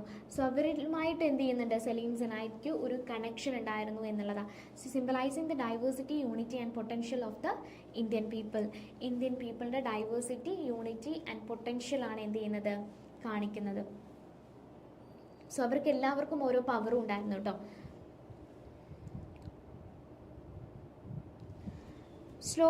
So like India itself, Salim is culturally hybrid, growing up in a Muslim family within a multicultural society. So ഇന്ത്യയെ പോലെ തന്നെ സലീം സിനായും എന്ത് ചെയ്യായിരുന്നു, ഒരു കൾച്ചറലി ഹൈബ്രിഡ് ആയിട്ടുള്ള ഒരു ക്യാരക്ടറായിരുന്നു. കാരണം he growing up in a Muslim family with a multicultural society. ഒരു മൾട്ടി കൾച്ചറൽ സൊസൈറ്റിയിൽ, ഒരു മുസ്ലിം ഫാമിലിയിലാണ് സലീം സിനായി എന്ത് ചെയ്യുന്നത്, അവൻ വളരുന്നത്.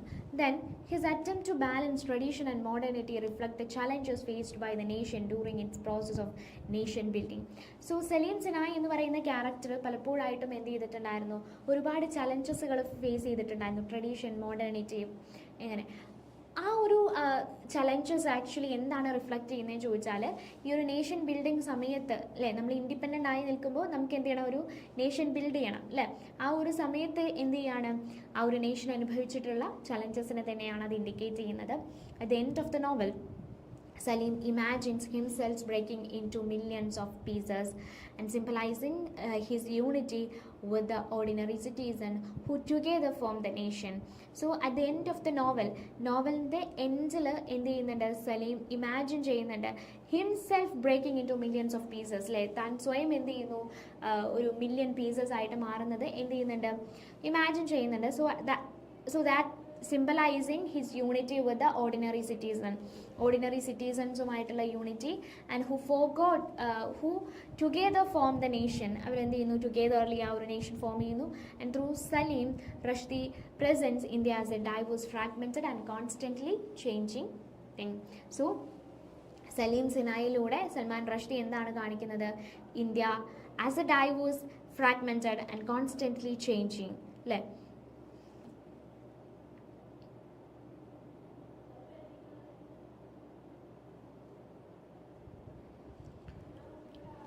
ഓക്കെ, ഇനി നമ്മൾ അടുത്ത ക്വസ്റ്റ്യനിലോട്ട് പോവാണ്. That is discuss the conflict between duty and private desire in the character of Elesin Oba എന്നുള്ളതാണ് നെക്സ്റ്റ് നമ്മുടെ ക്വസ്റ്റ്യൻ വന്നിട്ടുള്ളത്.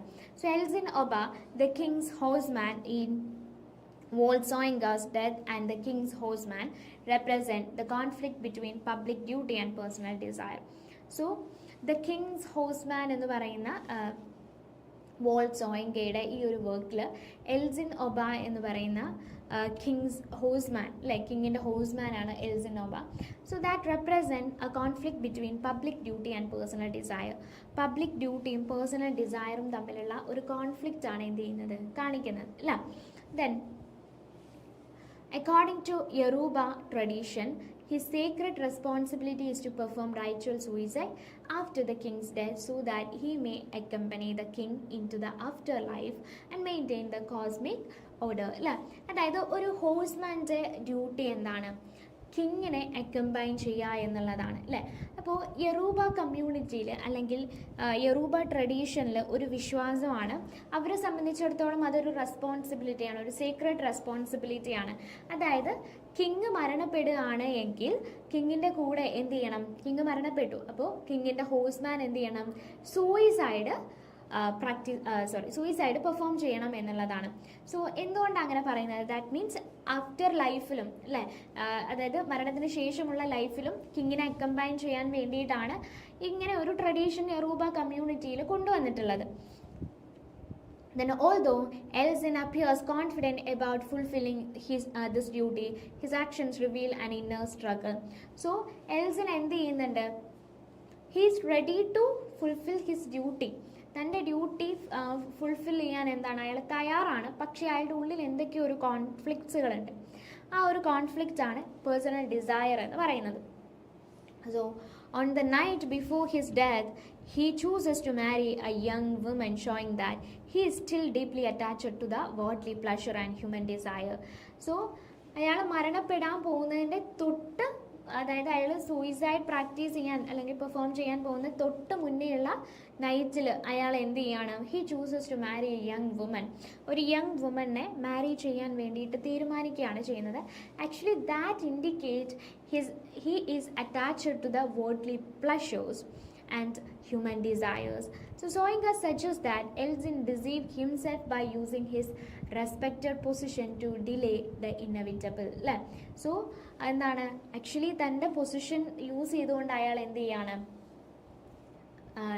അല്ലെങ്കിൽ തൻ്റെ പൊസിഷൻ അയാൾ ഡിസീവ് ചെയ്യുകയാണ് ചെയ്യുന്നത്. And he uses his position to deceive himself. So although British colonial intervention prevents the ritual from taking place, പക്ഷേ British colonial rulers അല്ലെങ്കിൽ ബ്രിട്ടീഷ് റൂളേഴ്സ് എന്ത് ചെയ്യാണ്, ഈ ഒരു റൈച്വൽസ് പെർഫോം ചെയ്യാൻ എന്ത് ചെയ്യുന്നില്ല, അനുവദിക്കുന്നില്ല. So Elesin later admits that his own lack of determination also caused his failure. So Elesin പറയാണ്, അതായത് ബ്രിട്ടീഷുകാർ മാത്രമല്ലായിരുന്നു, തൻ്റെ കാരണങ്ങളും എന്ത് ചെയ്തിട്ടുണ്ടായിരുന്നു, തൻ്റെ ഫെയിലിയറിന് അല്ലെങ്കിൽ തൻ്റെ പേഴ്സണൽ ഡിസയറും തനിക്ക് ആ ഒരു റൈച്വൽ പെർഫോം ചെയ്യാൻ കഴിയുന്നതിനെ എന്ത് ചെയ്യുന്നിട്ടുണ്ടായിരുന്നു, തടഞ്ഞിട്ടുണ്ടായിരുന്നു എന്നുള്ളതാണ്. So result in personal shame and the disruption of both social and spiritual harmony. So actually എന്താണ്, തൻ്റെ ഒരു പേഴ്സണൽ ഷെയിമായിട്ട് എന്ത് ചെയ്യാണ്, മാറുകയാണ് ചെയ്യും. Honour and desire finally result in personal shame.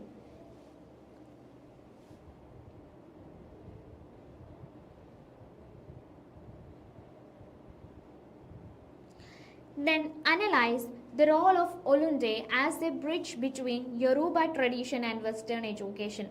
Western എഡ്യൂക്കേഷനും യൊറൂബ ട്രഡീഷനും തമ്മിലുള്ള ഒരു ബ്രിഡ്ജ് ആയിരുന്നു ഒലുണ്ടെ എന്ന് പറയുന്നത്. സോ അതാണ് ഇനി ചോദിച്ചിട്ടുള്ളത് കേട്ടോ.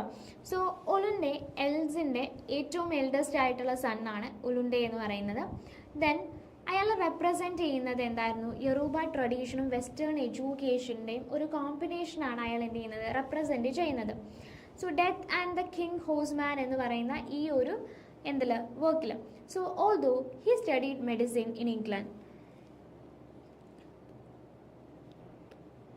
സോ അയാൾ എന്ത് ചെയ്തിട്ടുണ്ടായിരുന്നു, ഇംഗ്ലണ്ടിൽ പോയിട്ട് പഠിച്ചിട്ടുള്ള ഒരാളാണ് ആര്, ഒലുണ്ടെ.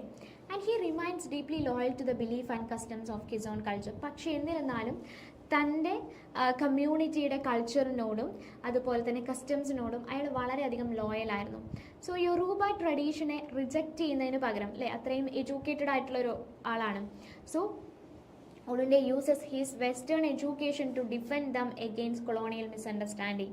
So during his important conversation with Jane Pilkings, he explains the spiritual significance of ritual suicide. So Jane പിൽക്കിങ്സിനോട് സംസാരിക്കുന്ന സമയത്ത് അവൻ എന്ത് പറയുന്നുണ്ട്, അതായത് ഈ ഒരു റൈച്വൽ സൂയിസൈഡിൻ്റെ ഇമ്പോർട്ടൻസിനെ പറയുന്നുണ്ട്.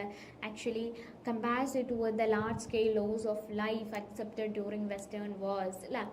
സോ എന്താണ്, അത് ആ ഒരു റൈച്വൽ പ്രാക്ടീസ് ചെയ്തില്ല എങ്കിൽ അവരുടെ കമ്മ്യൂണിറ്റിക്ക് വരാൻ പോകുന്ന പ്രോബ്ലംസിനെ കുറിച്ചൊക്കെ എന്ത് ചെയ്യുന്നുണ്ട്, അവൻ പറയുന്നുണ്ട്. So in doing so he rejects the colonial belief. So ഇങ്ങനെ ചെയ്തുകൊണ്ട് അവൻ എന്ത് ചെയ്യാണ്, ഈ ഒരു കൊളോണിയൽ ബിലീഫിനെ റിജക്റ്റ് ചെയ്യുകയും ആഫ്രിക്കൻ കസ്റ്റംസ് എപ്പോഴും എന്താണ്, അതായത് കൊളോണിയൽസിൻ്റെ ബിലീഫാണ് ആഫ്രിക്കൻ കസ്റ്റംസ് എപ്പോഴും ബാർബറിക് ആണ്, അൺസിവിലൈസ്ഡ് ആണ് എന്നുള്ളത്. So when his father fails to perform his secret duty, അല്ലേ, തൻ്റെ ഫാദർ എന്ത് ചെയ്യാണ്, ആ ഒരു സൂയിസൈഡ് പ്രാക്ടീസ് ചെയ്യുന്നതിൽ എന്ത് ചെയ്യാണ്, ഫെയിൽ ആവുകയാണ് ചെയ്യുന്നത്. But Olunde sacrificed his own life to restore the broken cosmic balance. So അവരുടെ കമ്മ്യൂണിറ്റിയിൽ എന്താണ്, ആ ഒരു ബാലൻസ് ക്രിയേറ്റ് ചെയ്യാൻ വേണ്ടിയിട്ട് തൻ്റെ അച്ഛന് പകരം ഒലുണ്ടെ എന്ത് ചെയ്യാണ്, തൻ്റെ ലൈഫ് സാക്രിഫൈസ് ചെയ്യാണ് ചെയ്യുന്നത്. So through Olunde's character Soyinka shows that it is possible to embrace modern education while remain faithful to one's own cultural identity, values and responsibilities. So Olunde എന്നുള്ള ക്യാരക്ടറിലൂടെ സോയിങ്ക് പറയുന്നത് എന്താണെന്ന് വെച്ചാൽ, നമ്മൾ മോഡേൺ എഡ്യൂക്കേഷൻ കിട്ടിയിട്ടുണ്ട് എങ്കിൽ പോലും we can remain faithful to one's cultural identity, നമ്മുടെ കൾച്ചറിനോടും വാല്യൂസിനോടും നമുക്ക് എന്ത് ചെയ്യാം, ഫെയ്ത്ത്ഫുൾ ആയിരിക്കാം, റെസ്പോൺസിബിലിറ്റീസിനോടും നമുക്ക് ഫെയ്ത്ത്ഫുൾ ആയിരിക്കാം എന്നുള്ളതാണ് എന്ത് ചെയ്യുന്നത്, പറയുന്നത്.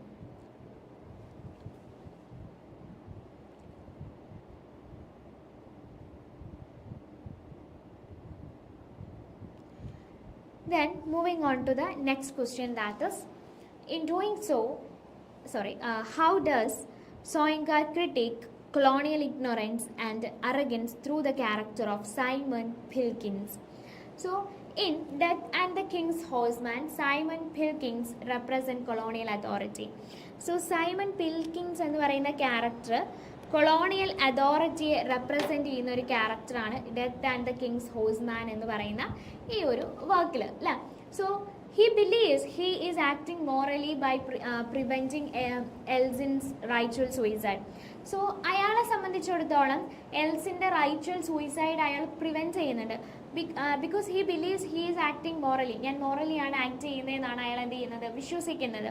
And he completely fails to understand its religious and cultural significance within Yoruba society.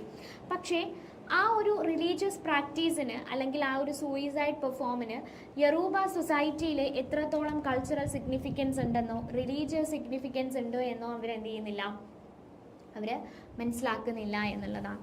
Then his arrogance, his ignorance is clearly shows when he wears the sacred Egungun costume which represent ancestral spirit as a costume for a social party.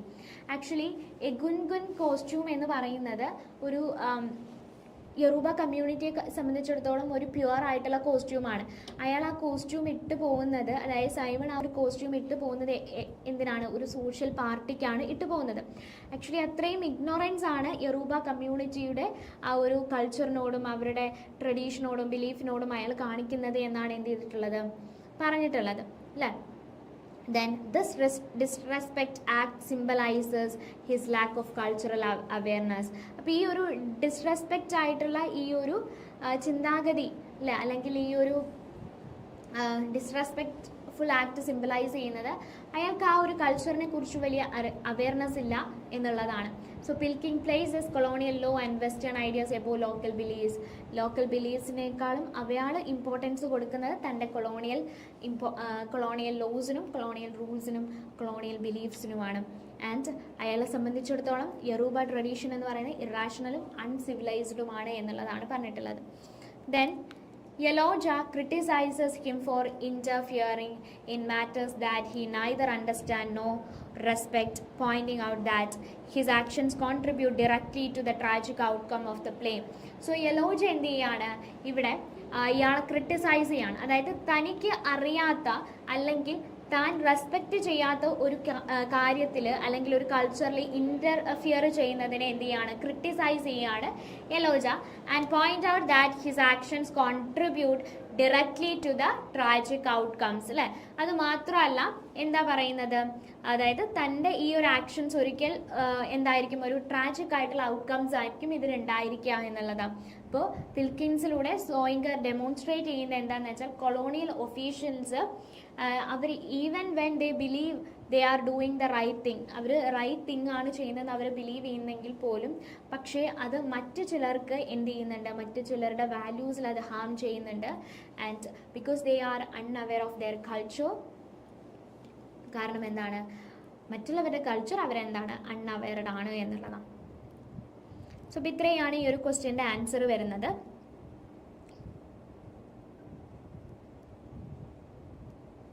ഇനി നമ്മൾ അടുത്ത ക്വസ്റ്റ്യനിലോട്ട് പോവാണ്. That is, contrast the responses of Ariel and Caliban to colonial oppression in A Tempest. So, in A Tempest, Césaire represent Ariel and Caliban as two different responses to colonial oppression. So a ടെമ്പസ്റ്റിൽ ഏരിയലും കാലിബനും രണ്ട് different ആയിട്ടുള്ള approaches ആണ്, responses ആണ് colonial ഒപ്രഷന് കൊടുക്കുന്നത്. Aerial എങ്ങനെയാണ് portray ചെയ്തിട്ടുള്ളത്, as a mulatto servant that is believes that freedom can be achieved through patience, obedience and peaceful negotiation. അപ്പോൾ എന്താണ് ഏരിയൽ എങ്ങനെയാണ് വിശ്വസിക്കുന്നത്, അതായത് പേഷ്യൻസിലൂടെ ഒബീഡിയൻസിലൂടെ പീസ്ഫുൾ ആയിട്ടുള്ള നെഗോഷിയേഷനിലൂടെ എനിക്ക് ഫ്രീഡം അച്ചീവ് ചെയ്യാൻ സാധിക്കുമെന്ന് പറയുന്നു. ആൻഡ് അയാൾ എന്ത് ചെയ്യുന്നു, പ്രോസ്പെറോയിഡ് വളരെയധികം ലോയൽ ആവുന്നു. And hoping that his faithful service will eventually earn him his liberty അല്ലേ. സോ ഞാൻ അയാളെ ഫെയ്ത്ത്ഫുള്ളി സെർവ് ചെയ്യുകയാണെങ്കിൽ ഇവൻച്വലി എന്ത് ചെയ്യാം, എനിക്ക് സ്വാതന്ത്ര്യം അല്ലെങ്കിൽ ഫ്രീഡം കിട്ടുമെന്ന് അയാൾ എന്ത് ചെയ്യാണ്, വിശ്വസിക്കുകയാണ്. അപ്പോൾ ഈ ഒരു അപ്രോച്ച് എന്താണ് റെപ്രസെൻറ്റ് ചെയ്യുന്നത്? Cooperation and accommodation although and it also creates inner conflict about his identity. So this approach represent cooperation and accommodation അല്ലേ. എന്നിരുന്നാൽ പോലും എന്ത് ചെയ്യുന്നുണ്ട്, ഒരു ഇന്നർ കോൺഫ്ലിക്റ്റ് അയാളുടെ ഐഡൻറ്റിറ്റിയെ കുറിച്ച് ക്രിയേറ്റ് ചെയ്യുന്നുണ്ട്. ഇനി കാലിബനിലോട്ട് പോവുകയാണെങ്കിൽ കാലിബൻ ഒരു ബ്ലാക്ക് നേറ്റീവാണ്, ഒരു എൻസ്ലേവ്ഡ് ആയിട്ടുള്ള ഒരു ബ്ലാക്ക് നേറ്റീവാണ്. ആൻഡ് പ്രോസ്പെറോയുടെ അതോറിറ്റിയെ കംപ്ലീറ്റ്ലി റിജക്റ്റ് ചെയ്യുന്ന ഒരു ക്യാരക്ടറാണ് കാലിബൻ എന്ന് പറയുന്നത്. And believes that freedom can only be won through open resistance and revolution. So കാലിബനെ സംബന്ധിച്ചിടത്തോളം അയാൾ പറയുന്നത് എന്താണ്, ഓപ്പൺ ആയിട്ടുള്ള ഒരു റെസിസ്റ്റൻസിലൂടെയും റെവല്യൂഷനിലൂടെയും മാത്രമാണ് നമുക്ക് എന്ത് ചെയ്യാൻ പറ്റുന്നത്, ഫ്രീഡം അച്ചീവ് ചെയ്യാൻ സാധിക്കുകയുള്ളൂ എന്നാണ് പറയുന്നത്. And he refuses to surrender his identity or accept colonial domination. അത് മാത്രമല്ല തൻ്റെ ഐഡൻറ്റിറ്റി മറ്റൊരാളുടെ മുന്നിൽ സറണ്ടർ ചെയ്യാനോ കൊളോണിയൽ ഡോമിനേഷനെ അക്സെപ്റ്റ് ചെയ്യാനോ കാലിബൻ എന്ത് ചെയ്യുന്നില്ല, തയ്യാർ ആവുന്നില്ല എന്നുള്ളതാണ്. At the end of the പ്ലേയുടെ അവസാനം ഏരിയൽ എന്ത് ചെയ്യുന്നു, തൻ്റെ ഫിസിക്കൽ ഫ്രീഡം ഏരിയലിന് എന്ത് ചെയ്യാണ്, കിട്ടുകയാണ് ചെയ്യുന്നത്. പക്ഷേ കാലിബൻ റിമൈൻസ് അണ്ടർ പ്രോസ്പെറോസ് കൺട്രോൾ അല്ലേ. കാലിബൻ എപ്പോഴും എന്തായിരുന്നു, പ്രോസ്പെറോയുടെ കൺട്രോളിലായിരുന്നു എന്നുള്ളതാണ്. However, Caliban achieved psychological freedom. Psychologically Caliban എന്ത് ചെയ്തിട്ടുണ്ട്, അച്ചീവ് ചെയ്തിട്ടുണ്ട്, ഫ്രീഡം അച്ചീവ് ചെയ്തിട്ടുണ്ട്. Because he proudly affirms his own identity. കാരണം തൻ്റെ സ്വന്തം ഐഡൻറ്റിറ്റി അയാൾ എന്ത് ചെയ്യുന്നു, അഫേം ചെയ്യുന്നുണ്ട് അല്ലേ. ആൻഡ് കൊളോണിയൽ ഡോമിനേഷനെ റെസിസ്റ്റ് ചെയ്യുന്നുണ്ട്. And refuses to accept colonial superiority. Through these two characters, SGOU explores the different paths of submission and resistance in the struggle against colonial rule. അപ്പോൾ ഈ രണ്ട് ക്യാരക്ടറിലൂടെ, കാലിബനിലൂടെയും ഏരിയലിലൂടെയും ഒരാൾ വളരെ സമാധാനപരമായിട്ട് എല്ലാം അക്സെപ്റ്റ് ചെയ്ത് എല്ലാം ചെയ്തു കൊടുത്ത് എന്ത് ചെയ്യുകയാണ്, അവസാനം എന്ത് ചെയ്യാണ്, ലോയൽഫുൾ ആയതിനു ശേഷം എന്ത് ചെയ്യുന്നു, ഒരു ഫ്രീഡം അച്ചീവ് ചെയ്യുന്നു, മറ്റൊരാൾ ഓപ്പൺലി റെസിസ്റ്റ് ചെയ്യുന്നു. സോ അപ്പോൾ ഈ രണ്ട് അപ്രോച്ചിലൂടെ, രണ്ട് ക്യാരക്ടേഴ്സിൻ്റെ അപ്രോച്ചിലൂടെ സെസേർ എന്താണ് പറയുന്നതെന്ന് ചോദിച്ചാൽ, different parts of submission and resistance അല്ലേ in the struggle against colonial rule. So colonial ruleനെതിരെയുള്ള രണ്ട് ടൈപ്പ് ഓഫ് റെസിസ്റ്റൻസ് ആണ് എന്ത് ചെയ്തത്, നമുക്കിതിലൂടെ കാണിച്ചു തന്നത് എന്നുള്ളതാണ്.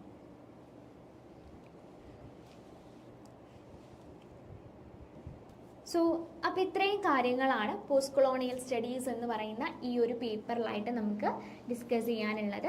ഇമ്പോർട്ടൻ്റ് ആയിട്ടുള്ള എല്ലാ ക്വസ്റ്റ്യൻ ആൻസേഴ്സുകളും നമ്മൾ പറഞ്ഞു കഴിഞ്ഞു. പിന്നെ എല്ലാവരും നന്നായിട്ട് പഠിക്കുക, നന്നായിട്ട് വായിക്കുക, ദെൻ നന്നായിട്ട് എക്സാം എഴുതുക. All the best and thank you.